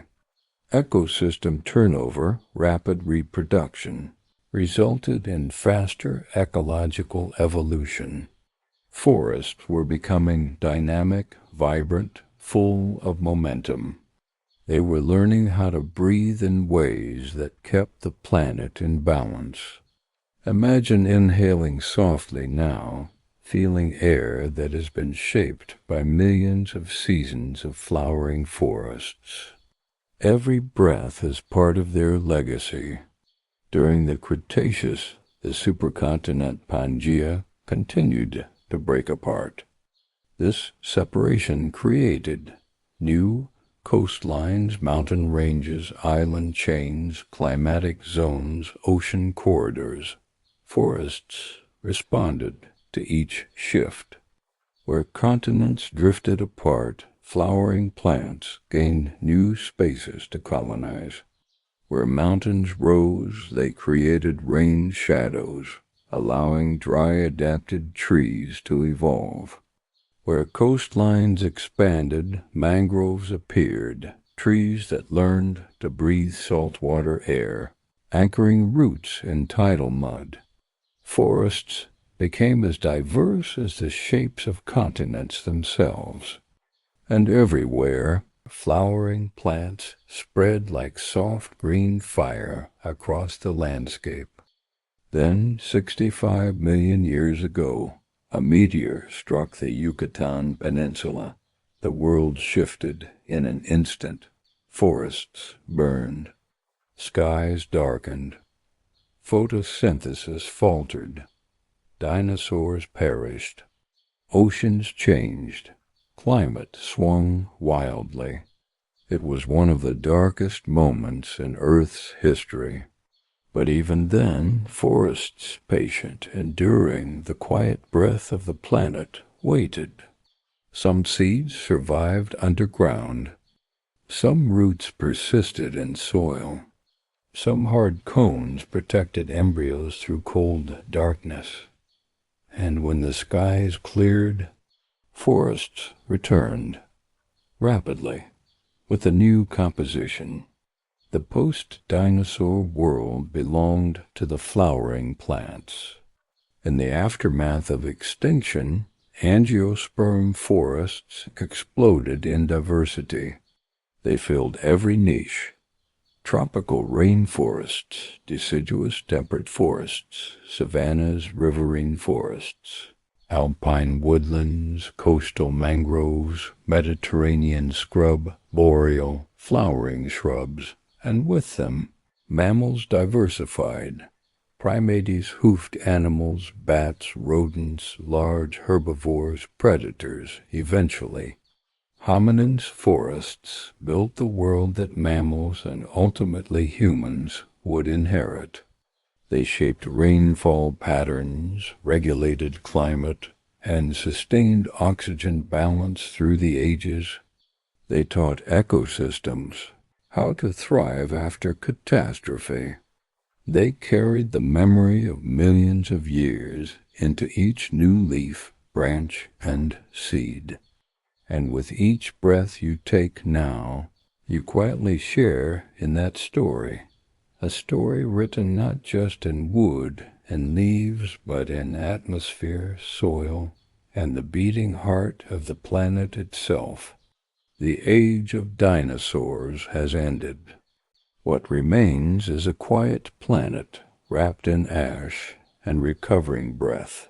A world where forests will once again rise from the embers and reshape everything that comes next. And what comes next are the mammals. They arrive first as small, cautious creatures, darting between shrubs and low branches. But soon, with the world open before them, and flowering forests ready to expand, mammals begin to evolve into an astonishing array of shapes. Runners, climbers, gliders, hunters, grazers, and eventually the ancestors of humans. Forests will not simply shelter this transformation. They will direct it. As you settle into this chapter, you might imagine drifting through those early Cenozoic forests, the soft after-rain scent rising from leaf litter, the newly quiet world carrying the hum of tiny lives, and sunlight filtering gently through canopies, still rebuilding themselves after the last great extinction. This is the age when forests begin to resemble the living, breathing ecosystems we know today. About 66 to 56 million years ago, Earth enters the Paleocene epoch.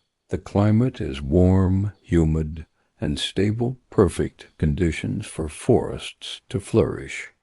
Flowering plants rise quickly, filling open spaces with shrubs, small trees, vines, and fruit-bearing species. The forests change from the conifer-heavy ecosystems of the dinosaurs to vibrant angiosperm woodlands. Imagine standing in a Paleocene forest. The air is rich with fragrance, fruit, resin, damp earth. Broad leaves glisten with dew. Moss carpets fallen logs, vines twist up trunks. Flowers bloom in bursts of soft color. It is a world of green abundance, and in that abundance mammals begin their quiet ascent. Early mammals took many shapes, but forests favored certain traits: excellent balance, depth perception, grasping hands or feet, flexible spines, sharp senses, mobility in branches and undergrowth. Forests became training grounds for agility, sight, coordination, and complex social behavior. Primates emerged, small, tree-dwelling animals with forward-facing eyes, grasping hands, nails.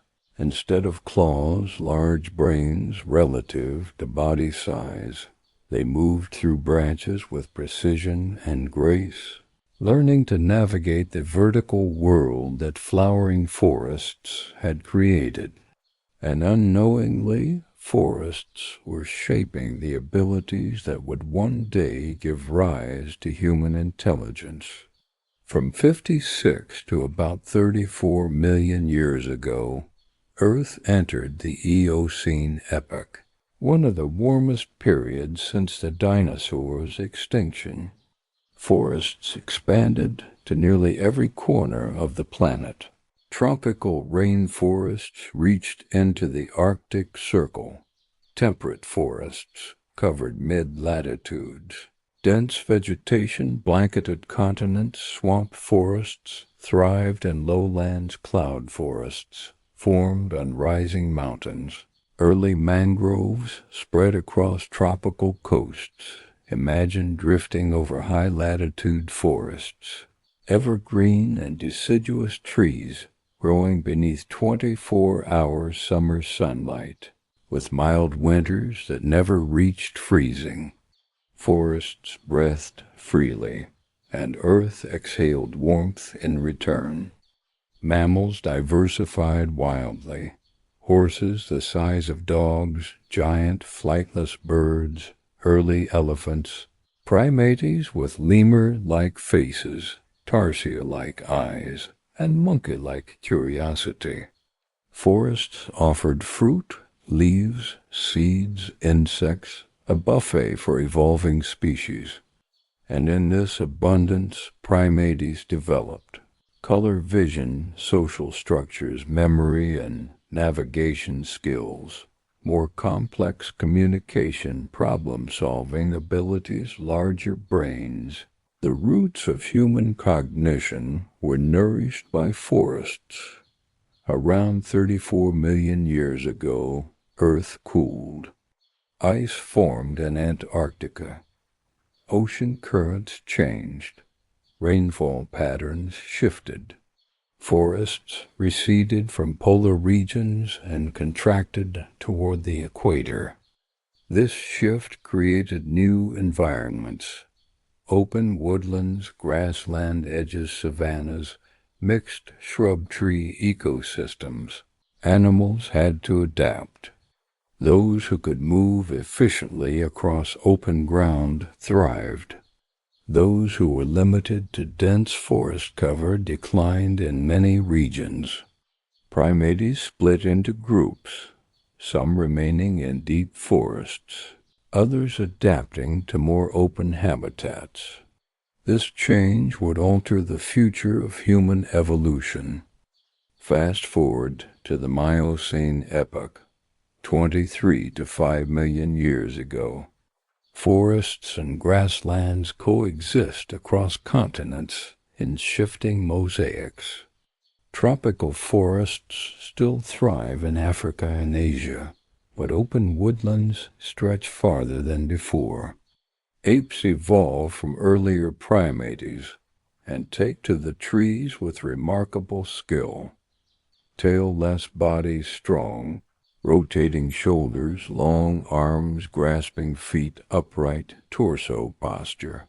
Enhanced problem-solving forests teach apes how to swing, how to balance, how to judge distances, complex abilities that shape brain structure. But forests also ebb and flow. Where forests shrink, apes confront new challenges. More ground travel, new predators, new food sources, more varied climates, need for increased cooperation, environmental uncertainty. These pressures drive intelligence forward. Forests, by changing and shifting, encourage adaptation. And one lineage of apes will adapt in a truly unique way. Around 6 to 7 million years ago in Africa, climate shifts created a patchwork of forests, woodlands, and savannas. Early hominins, the ancestors of humans, evolved in this mosaic. Not deep forest, not open grassland, but a combination of both. This mixed environment encouraged, enhanced bipedalism, walking on two legs, free hands for carrying objects, expanded horizons for planning, cooperation to survive predators, increased dietary flexibility. Refined tool use more complex communication, flexible problem solving. The forests still sheltered them. They fed on fruits, leaves, nuts, and roots from wooded areas. But open spaces required vigilance and adaptation. Humans were shaped by the tension between forest refuge and savanna exposure. Our earliest ancestors thrived because forests existed, and because forests shifted. Trees shaped not only the breadth of the planet, but the minds and movements of the species that would one day build civilizations. As hominins evolved, the presence of forests influenced. 1.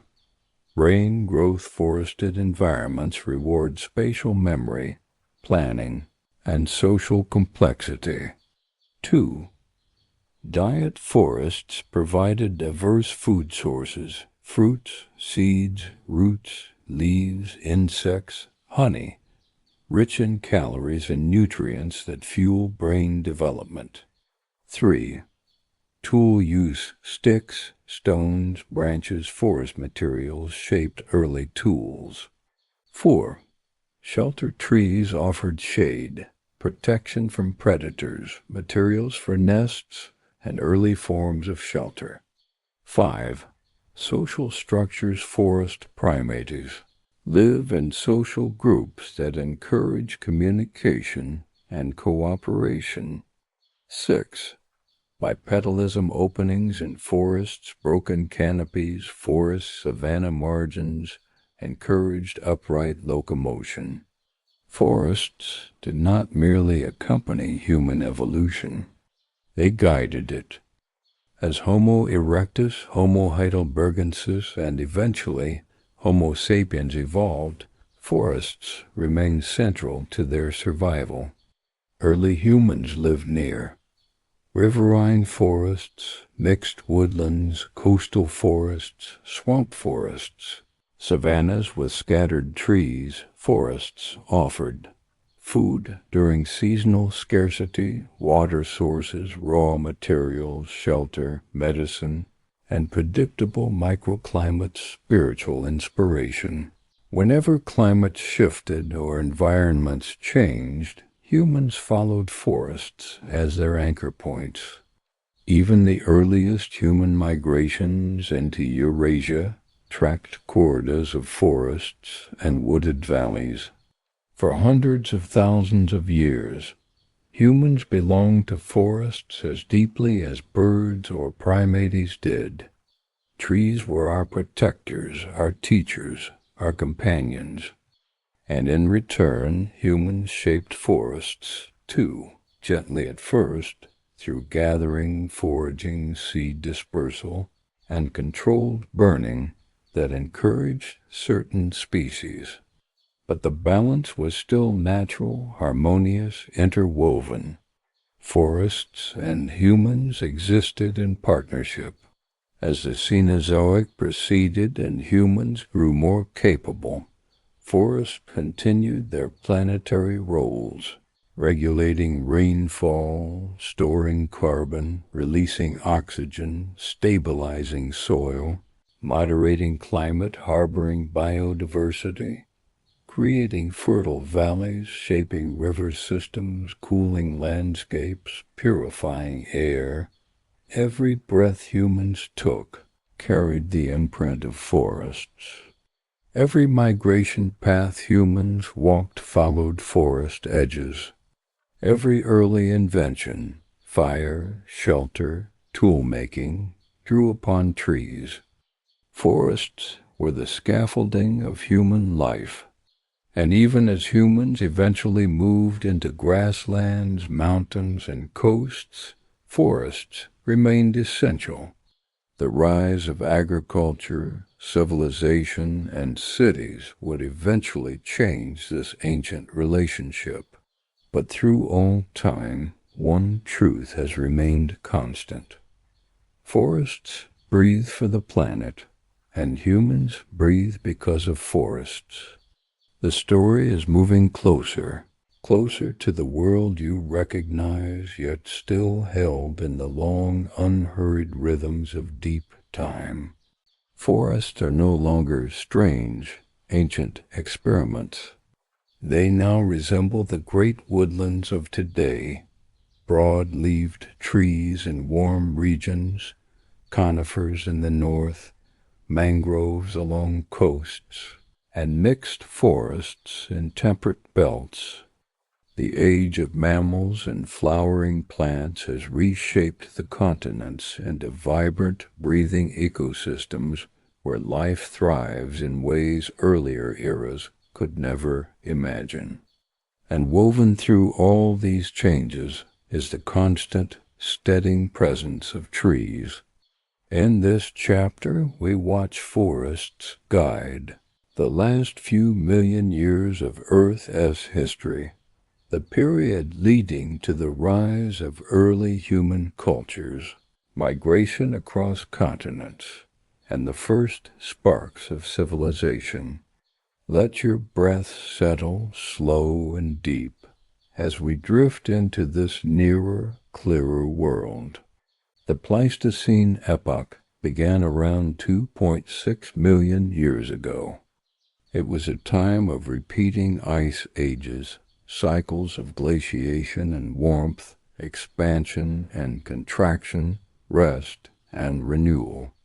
Ice sheets would grow to cover much of North America and Eurasia, then retreat as the planet warmed again. But throughout these cycles, forests responded with surprising grace. During warm periods, interglacials, temperate forests spread north, tropical rainforests expanded. Open woodlands thrived, mixed broadleaf forests dominated Europe and Asia during cold periods, glacial maxima. Boreal forests shifted south, temperate forests retreated to refuges, grasslands, and steppes. Expanded conifers dominated cooler regions. Forests moved, breathed, and adapted with each climatic pulse. They were not static. They were nomadic, following the rhythms of ice and sun. Imagine continents as great stages, with forests sliding back and forth like curtains in a slow planetary play. Trees learned to thrive in every kind of climate.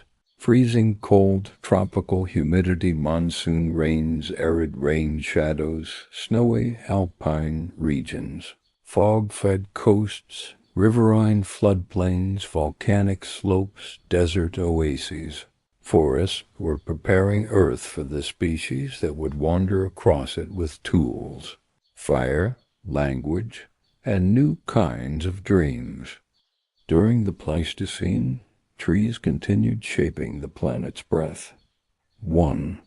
They acted as massive carbon sinks. In warm periods, forests absorbed carbon, reducing greenhouse effects. 2. They released oxygen with seasonal rhythms. Winter slowed the process. Spring accelerated it. 3. They stabilized rainfall patterns. Transpiration from forests fed atmospheric moisture and influenced storm cycles. 4. They softened temperature extremes.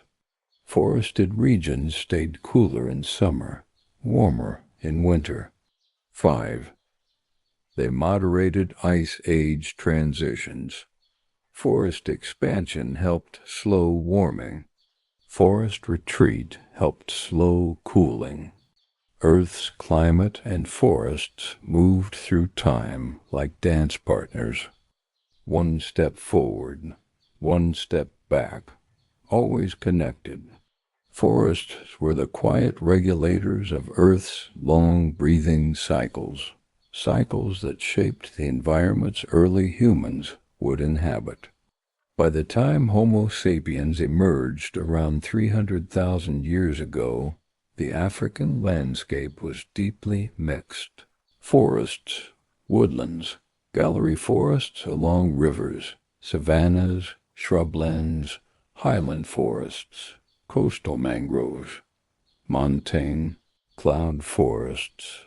Humans lived in and around these forests, gathering fruits, roots, nuts, seeds, honey, and hunting animals that lived in the forest-savanna boundary. Forests were not just background. They were nourishment, shelter, material, medicine, memory. Early humans shaped forests, too, in gentle, gradual ways. 1. Controlled burning to open landscape edges and encourage new plant growth. 2. Selective gathering that redistributed seeds across large distances. 3.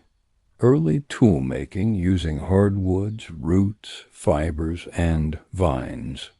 4. Shelter building from branches, bark, leaves, and saplings. 5. Seasonal movement following forest foods and animal migrations.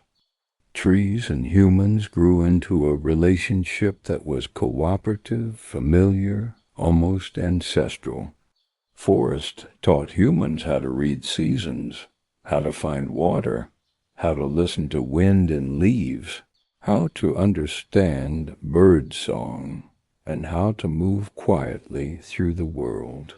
Forests gave humans rhythms, patterns, colors, scents, textures, and lessons that shaped our evolution. As humans began leaving Africa between 60,000 and 70,000 years ago, they followed forests like lifelines across continents, along river corridors lined with woodlands offering food and shelter, through coastal forests rich in mangroves, palms, and fruits, into Eurasia where mixed forests and open woodlands gave sanctuary against the cooling climate, across Southeast Asia where tropical forests offered stability and abundance, into Australia where forests mingled with open plains and humans learned fire management as a tool for shaping vegetation, into Europe where glacial cycles created alternating belts of forest and steppe, into the Americas where forests offered routes from Alaska to the southern tip of the continent. In every direction humans traveled, trees were there, guiding paths, providing shade, marking water sources, signaling fertile ground. Forests helped humans cross the world, and in turn humans helped forests spread seeds, stimulate regrowth through fire, and maintain ecological diversity. This mutual shaping is one of the great quiet stories of Earth's recent past. As the last ice age ended around 11,000 years ago, the world warmed and forests expanded rapidly. Regions once cold became lush and green. Rainfall increased. Rivers grew, valleys filled with vegetation. In these places, the fertile, forest-rich regions of the world, humans began noticing that certain plants regrew in predictable places when seeds were scattered or soil was disturbed. Forests had always been the world's teachers, and now they were teaching humans about cultivation. Agriculture began in forested regions or near forest edges, the Fertile Crescent, oak woodlands, pistachio forests, China, riverine forests of wild rice and fruit trees, Mesoamerica, tropical forests with wild maize, West Africa, savanna woodlands with yams and oil palms, New Guinea, montane forests with taro and bananas, South America, Amazon forest edges with cassava, cacao, and fruit species. Early humans cleared small patches but maintained the forest structure. They practiced agroforestry before the word even existed. Trees were not obstacles, they were partners. Forests shaped agriculture as much as agriculture shaped forests. With domestication came planned orchards, shaded gardens, managed woodlands, early fruit cultivation, selective clearing for sunlight protection of wild tree species. And everywhere trees remained essential to human life. As villages grew into settlements and settlements into cities, forests became the backbone of human development. Wood was fuel, heat, cooking, energy, building, material, tool-making, resource, bridge, and boat foundation, defensive wall, ceremonial object, artistic medium, medicine. Entire worlds were built from forests. Clay bricks needed fires. Metals needed charcoal. Homes needed beams. Boats needed durable trunks. Communities needed warmth. The breath of trees, their oxygen, and their carbon fueled every fire that shaped early industry. The rise of civilization was carried on the backs of forests. And through all of this, trees continued regulating oxygen levels, rainfall temperature, soil fertility, carbon balance. Local microclimates, civilizations thrived when forests thrived, and civilizations collapsed when forests disappeared, as in ancient Sumeria, classical Greece, Easter Island, the Indus Valley, and parts of the Maya world. Trees remained the quiet rulers of human destiny. Even now, when you breathe, your lungs draw in molecules that were fashioned by millions of years of forest breath. Trees taught the world how to inhale gently and exhale seasons, how to moderate heat, how to invite rain, and how to protect soil. Forests shaped the climate. Humans evolved in the foods. Humans depended on the materials. Humans used the ways humans traveled. The cultures humans created. Forests are not simply ecosystems. They are memory, alive, ancient, and ongoing. They are living timelines, holding stories that span from the earliest multicellular creatures to modern biodiversity. Every trunk is a column of years, every leaf a whisper of atmosphere, every root a thread in Earth's long tapestry. And every breath, every quiet moment, every soft exhale are connected to that story. We step now into a time that feels closer, a time with stories, languages, rituals, and memory. a time when humans began weaving culture into the fabric of Earth itself, and still always trees stand beside them. Forests no longer dominate continents the way they once did in deep time, but they remain powerful, shaping the climate, the atmosphere, and the rhythms of human life.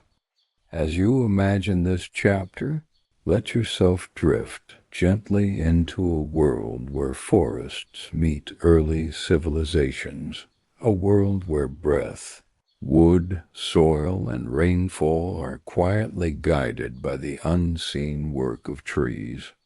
The forests of this era are the forests that shaped every ancient society you've ever heard of. Forests of the ancient world, by the time humans began building permanent settlements. Around 10,000 years ago, Earth's forests had expanded into forms remarkably similar to those today. There were lush tropical rainforests, temperate oak and beech forests, evergreen pine and cedar forests, boreal spruce, fir and larch forests, Mediterranean woodlands, riverine and floodplain forests, mangrove forests along coasts, montane cloud forests on high peaks. Each forest type influenced the culture that grew near it. Forests defined diets, tools, dwellings, myths, and migration routes.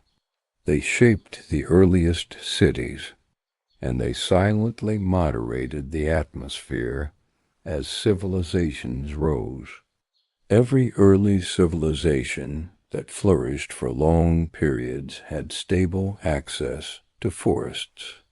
Trees provided 1. Water security. Forests regulate rivers. Their roots hold soil. Their canopies slow rainfall. Their trunks guide groundwater back into streams. Wherever forests vanished, rivers became erratic, floods increased, droughts intensified, often leading to collapse. 2. Soil fertility. Leaf litter builds topsoil. Roots prevent erosion. Fungi recycle nutrients. Forests maintain the richness needed for early agriculture. 3.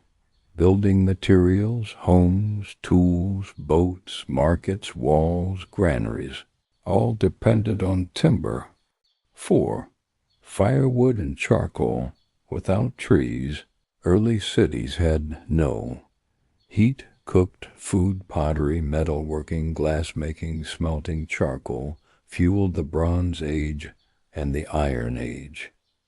5. Medicine barks, resins, leaves, roots, ancient pharmacopoeias were born from forests. Civilizations did not simply live near forests. They lived through them. Trees quietly sustained every aspect of life. Even before modern science, ancient societies intuitively recognized that trees influenced the breath of the world. Ancient China. Philosophers described forests as the lungs of the earth. Centuries before modern ecology used the same metaphor. Ancient Greeks noted that forests cooled the air, brought rainfall, and moderated heat. Hippocrates wrote that air that flows from wooded mountains is healthiest of all. Indigenous cultures all over the world, from the Amazon to Australia, viewed forests as living beings with spirits and breath. They may not have known the chemistry of photosynthesis, but they understood deeply the reciprocity of breath. Humans breathe in. Trees breathe out. Trees breathe in. Humans breathe out. A shared rhythm, ancient and intimate. As writing emerged in Sumer, Egypt, China, and the Indus Valley, we see forests appear in early documents as sources of wealth, trade, spiritual symbolism, medicine, danger, raw material, shelter, beauty. The Epic of Gilgamesh describes a cedar forest guarded by divine forces, a sign of the reverence humans held for great trees. Ancient Egyptians carved trees into temple walls. They planted sycamore fig trees along the Nile to honor goddesses of protection. In Vedic texts, the world tree connects heaven and earth. In Norse myths, Yggdrasil is the axis of all realms. Civilizations expressed what science would later prove, that forests are central pillars of the earth system. Trees, without intention, influence the rise and fall of empires through their impact on climate. 1. The Mediterranean woodlands.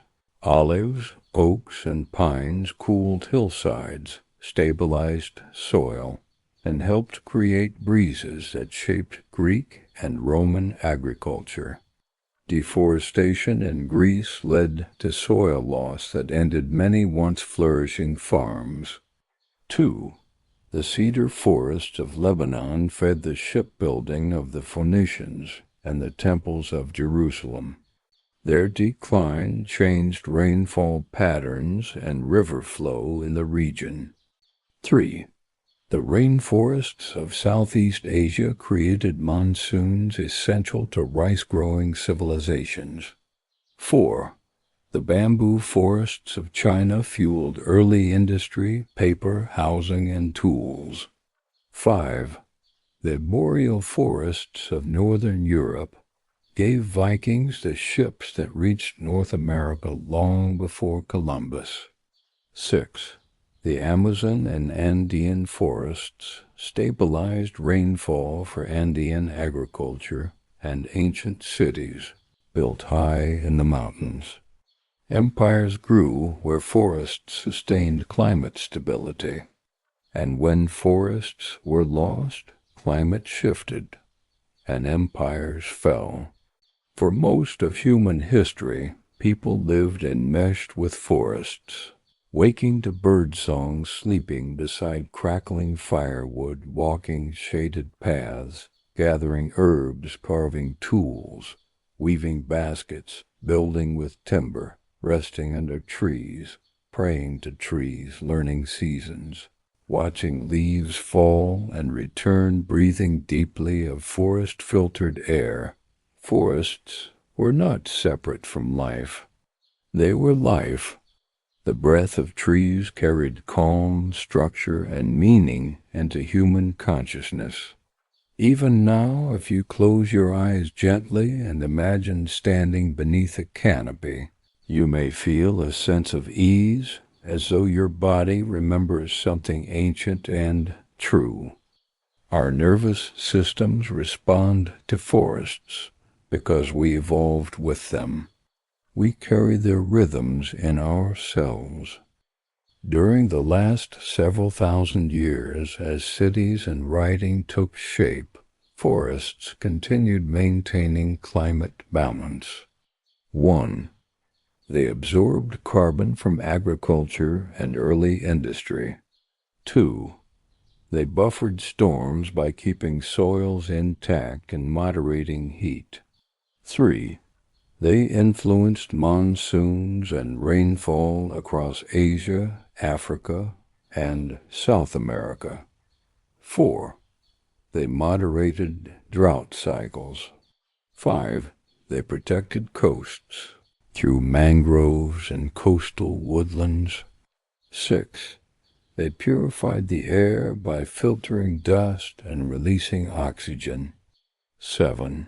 They cooled landscapes through shade and evaporative processes. 8. They maintained biodiversity that sustained food webs and early agricultural systems.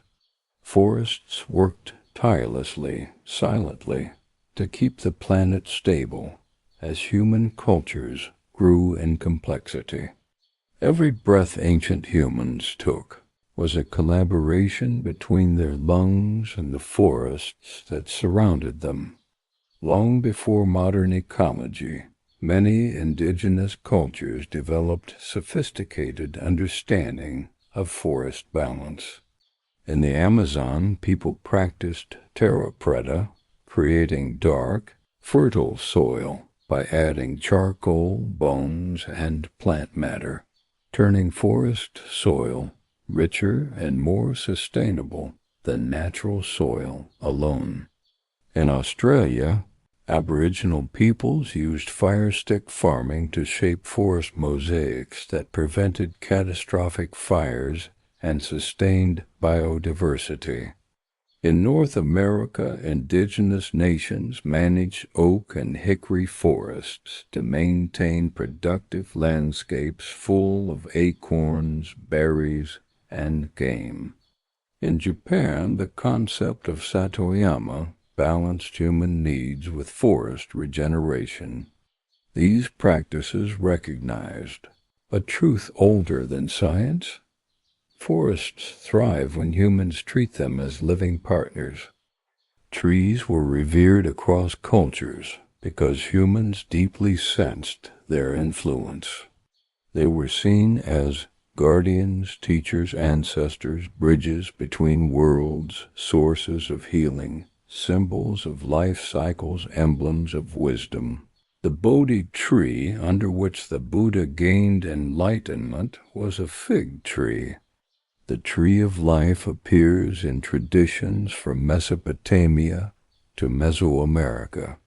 The oak was sacred to Celts. The baobab was sacred in Africa. The olive tree was holy in Greece. The symbolism is consistent across civilizations. Trees are stabilizers, providers, and beings who breathe the world into balance. Even without scientific understanding, ancient humans sensed the truth that trees carry the breath of life. By the time humanity reached the early medieval and classical eras, forests still dominated much of the world. Europe was heavily forested. Asia was rich with bamboo and evergreen forests. Africa held vast savannas interwoven with woodland mosaics. The Americas were thick with forests from Canada to Patagonia. Oceania held rich rainforests and unique tree species. Even with agriculture, cities, and early kingdoms, the planet was still, in many ways, a forested globe. And throughout this era, trees continued, generating oxygen, absorbing carbon, maintaining the climate, cycling nutrients, purifying water, shading soil, cooling, air anchoring ecosystems, shaping human life. Forests were the background that made civilization possible. Without trees, there would be no fertile soil, no consistent rainfall, no breathable air, no evolution of mammals, and no human culture. Forests shaped every moment of the world's past, and they remain, even now, one of Earth's greatest and most calming forces. You've traveled across nearly 500 million years to reach this moment, from the first microbial hints of photosynthesis to the vast Carboniferous jungles, from the rise of conifers to the flowering explosion of the Cretaceous, from the first mammals to the quiet shaping of early human cultures. Now you arrive gently at the edge of the modern world, a world still shaped by the silent, steady breath of forests. As you settle into this final chapter, you might imagine yourself standing in a forest of today, the air cool, the light soft, the ground cushioned with leaf litter. You breathe in. and the oxygen entering your lungs has traveled an unfathomable path through deep geological time, guided and created by the ancestors of the trees around you. This last chapter tells the story of how forests maintain that breath, how they shaped today's climates and ecosystems, and how the future of the planet's air still depends on the quiet, unhurried work of trees. The air you breathe today, with its balance of nitrogen, oxygen, carbon dioxide, and water vapor, is the result of hundreds of millions of years of steady, patient refinement by forests and other photosynthetic life. The composition looks simple, but it carries the weight of deep time. 78% nitrogen, 21% oxygen traces of carbon dioxide, around 0.04%. Water vapor in varying amounts. This equilibrium is not accidental. It is regulated by the planet's ecosystems, with forests playing a central role. Trees maintain atmospheric stability through three essential processes. 1. Oxygen production. Forests contribute a significant portion of Earth's breathable oxygen through photosynthesis. 2. Carbon storage. Trees pull carbon dioxide from the air and store it in their wood, roots, and soil. 3. Climate regulation. Forests moderate temperature, influence rainfall, and reduce carbon in the atmosphere. Humans breathe easy, live comfortably, and farm fertile land, because forests across time have made the world gentle enough for complex life. Forests are, in many ways, Earth's climate machinery. Even today, they influence the planet in several profound ways. 1.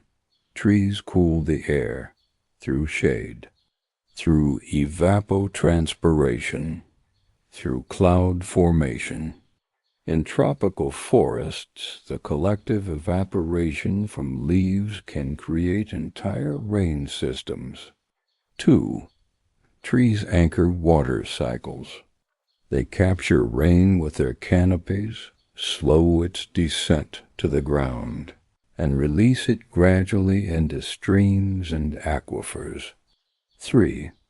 Trees filter and purify water. Their roots stabilize soil, prevent erosion, and cleanse runoff. 4. Trees create rainfall. Forests, especially the Amazon, generate a significant portion of their own rain through atmospheric moisture recycling. 5. Trees stabilize temperatures. Forested regions are cooler in summer and warmer in winter than deforested areas. This subtle, steady influence of forests creates microclimates that ripple outward to shape entire continents. Imagine a global breath moving through canopies, lifting moisture into clouds, cooling the air, and carrying life-supporting patterns across oceans and plains. This breath is the quiet work of millions of trees. Modern forests may not be as continuous as ancient ones, but they remain vast, interconnected, and complex. 1.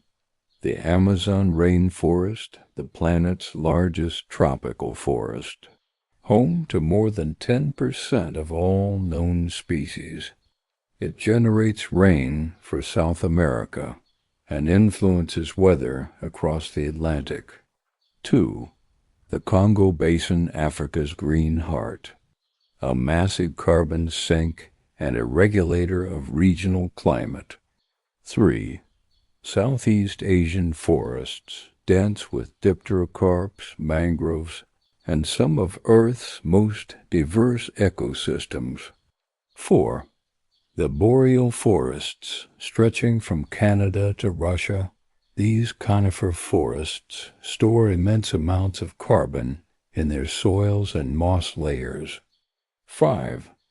The temperate forests found across North America, Europe, East Asia, rich in broadleaf species and essential for moderating seasonal climates.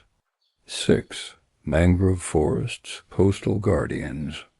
They protect shorelines and store carbon in deep, waterlogged soils. Each of these forests plays a unique role in global atmospheric balance. Together they are the lungs of the earth, not individually, but collectively. The planet breathes through its forests. And you, as you breathe now, participate in that ancient exchange.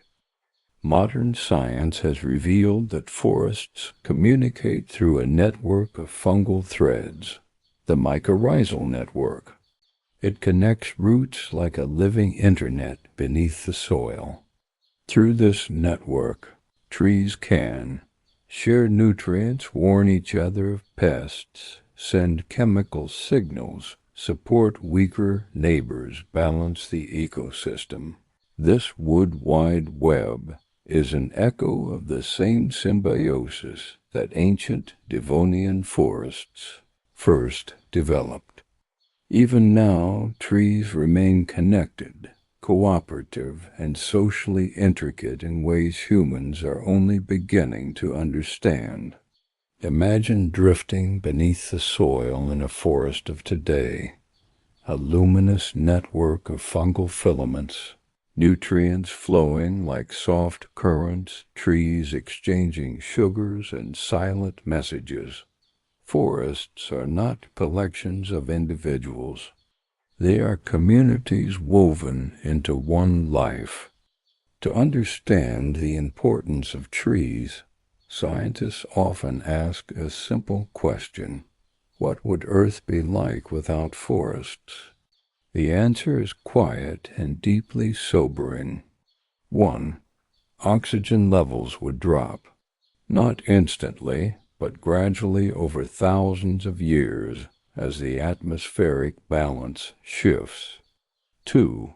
Carbon dioxide would climb rapidly, accelerating warming beyond the capacity of many species to adapt. 3. Rainfall would collapse, especially in tropical regions that rely on forest-driven moisture recycling. 4. Rivers would dry, without roots to anchor soil and trunks to release water vapor. Streams would disappear. 5. Soil would erode. Wind and rain would strip fertile land to bare rock in many regions. 6. Biodiversity would crash. Forests contain most of the planet's species. 7. Climates would destabilize, leading to extremes in heat, drought, and storm intensity. 8. Human civilization would struggle to survive. Agriculture, water security, and air quality are all bound to forests. Forests are not optional. They are foundational. The planet breathes because forests breathe. The climate is stable because forests maintain it. Human life is possible because forests created the air, water, and soil that sustain the world. When you walk beneath trees or even imagine yourself beneath them, your body responds, your heart rate slows, your breath softens, your nervous system shifts into a state of rest. This is not metaphorical. It is biological. Trees release molecules called phytoncides, aromatic compounds, that improve immune function and reduce stress. Forest sounds, wind, leaves, birds, soft rustles, mimic the frequencies that soothe the human brain. Green light wavelengths reduce mental fatigue and encourage calm. Our bodies remember forests because we evolved with them. For millions of years, humans lived near trees. We relied on them for food, shelter, safety, and the stable climate that shaped our evolution. Forests feel like home because they are embedded in our biology. When you breathe in a forest or even visualize one, you're reconnecting with the ancient environment that shaped your ancestors. In this final section, imagine standing quietly beneath a tree. It might be an oak, a pine, a cedar, a beech, a palm, a mangrove, a cypress, a ginkgo. It doesn't matter. Above you, leaves shimmer gently in filtered sunlight. Around you, air carries the faint scent of resin, bark, soil, and moss. And as you take a slow breath, deep, soft, unhurried, you inhale the work of forests stretching back through millions of years, the work of Devonian pioneers breaking rock into soil, the work of Carboniferous giants pumping oxygen into the sky, the work of conifers and cycads surviving drought and fire, the work of flowering trees, spreading color and fruit around the planet, the work of Pleistocene forests moving with ice ages, the work of rainforests, taiga, and temperate woods shaping the climates we depend on today. Every breath you take is a collaboration between body and forest. Every exhale feeds the leaves around you. Every inhale receives the oxygen trees made long before humans existed. The breath of the planet passes through you, and your breath returns to the forest in an ancient, unbroken cycle shared by all living things. As this journey comes gently to a close, remember that the story of forests is still unfolding. Every tree alive today carries the memory of ancient worlds. Every leaf is a continuation of the first photosynthetic spark in ancient oceans. Every forest is a living chapter of Earth's long biography. And every breath you take, every moment of calm beneath a canopy, every connection you feel to the natural world are part of this story, too. Forests shaped the breath of the planet. They shaped the climate, the soil, the diversity of life, and the evolution of humans. And even now, as night settles and your body softens into rest, the forests of Earth continue their quiet work, breathing in carbon, breathing out oxygen, steady, gentle, timeless. The world sleeps to the rhythm of trees. And if you enjoyed drifting through this long, quiet story of forests, I invite you to join again whenever you wish to rest and breathe with the ancient breath of the living earth.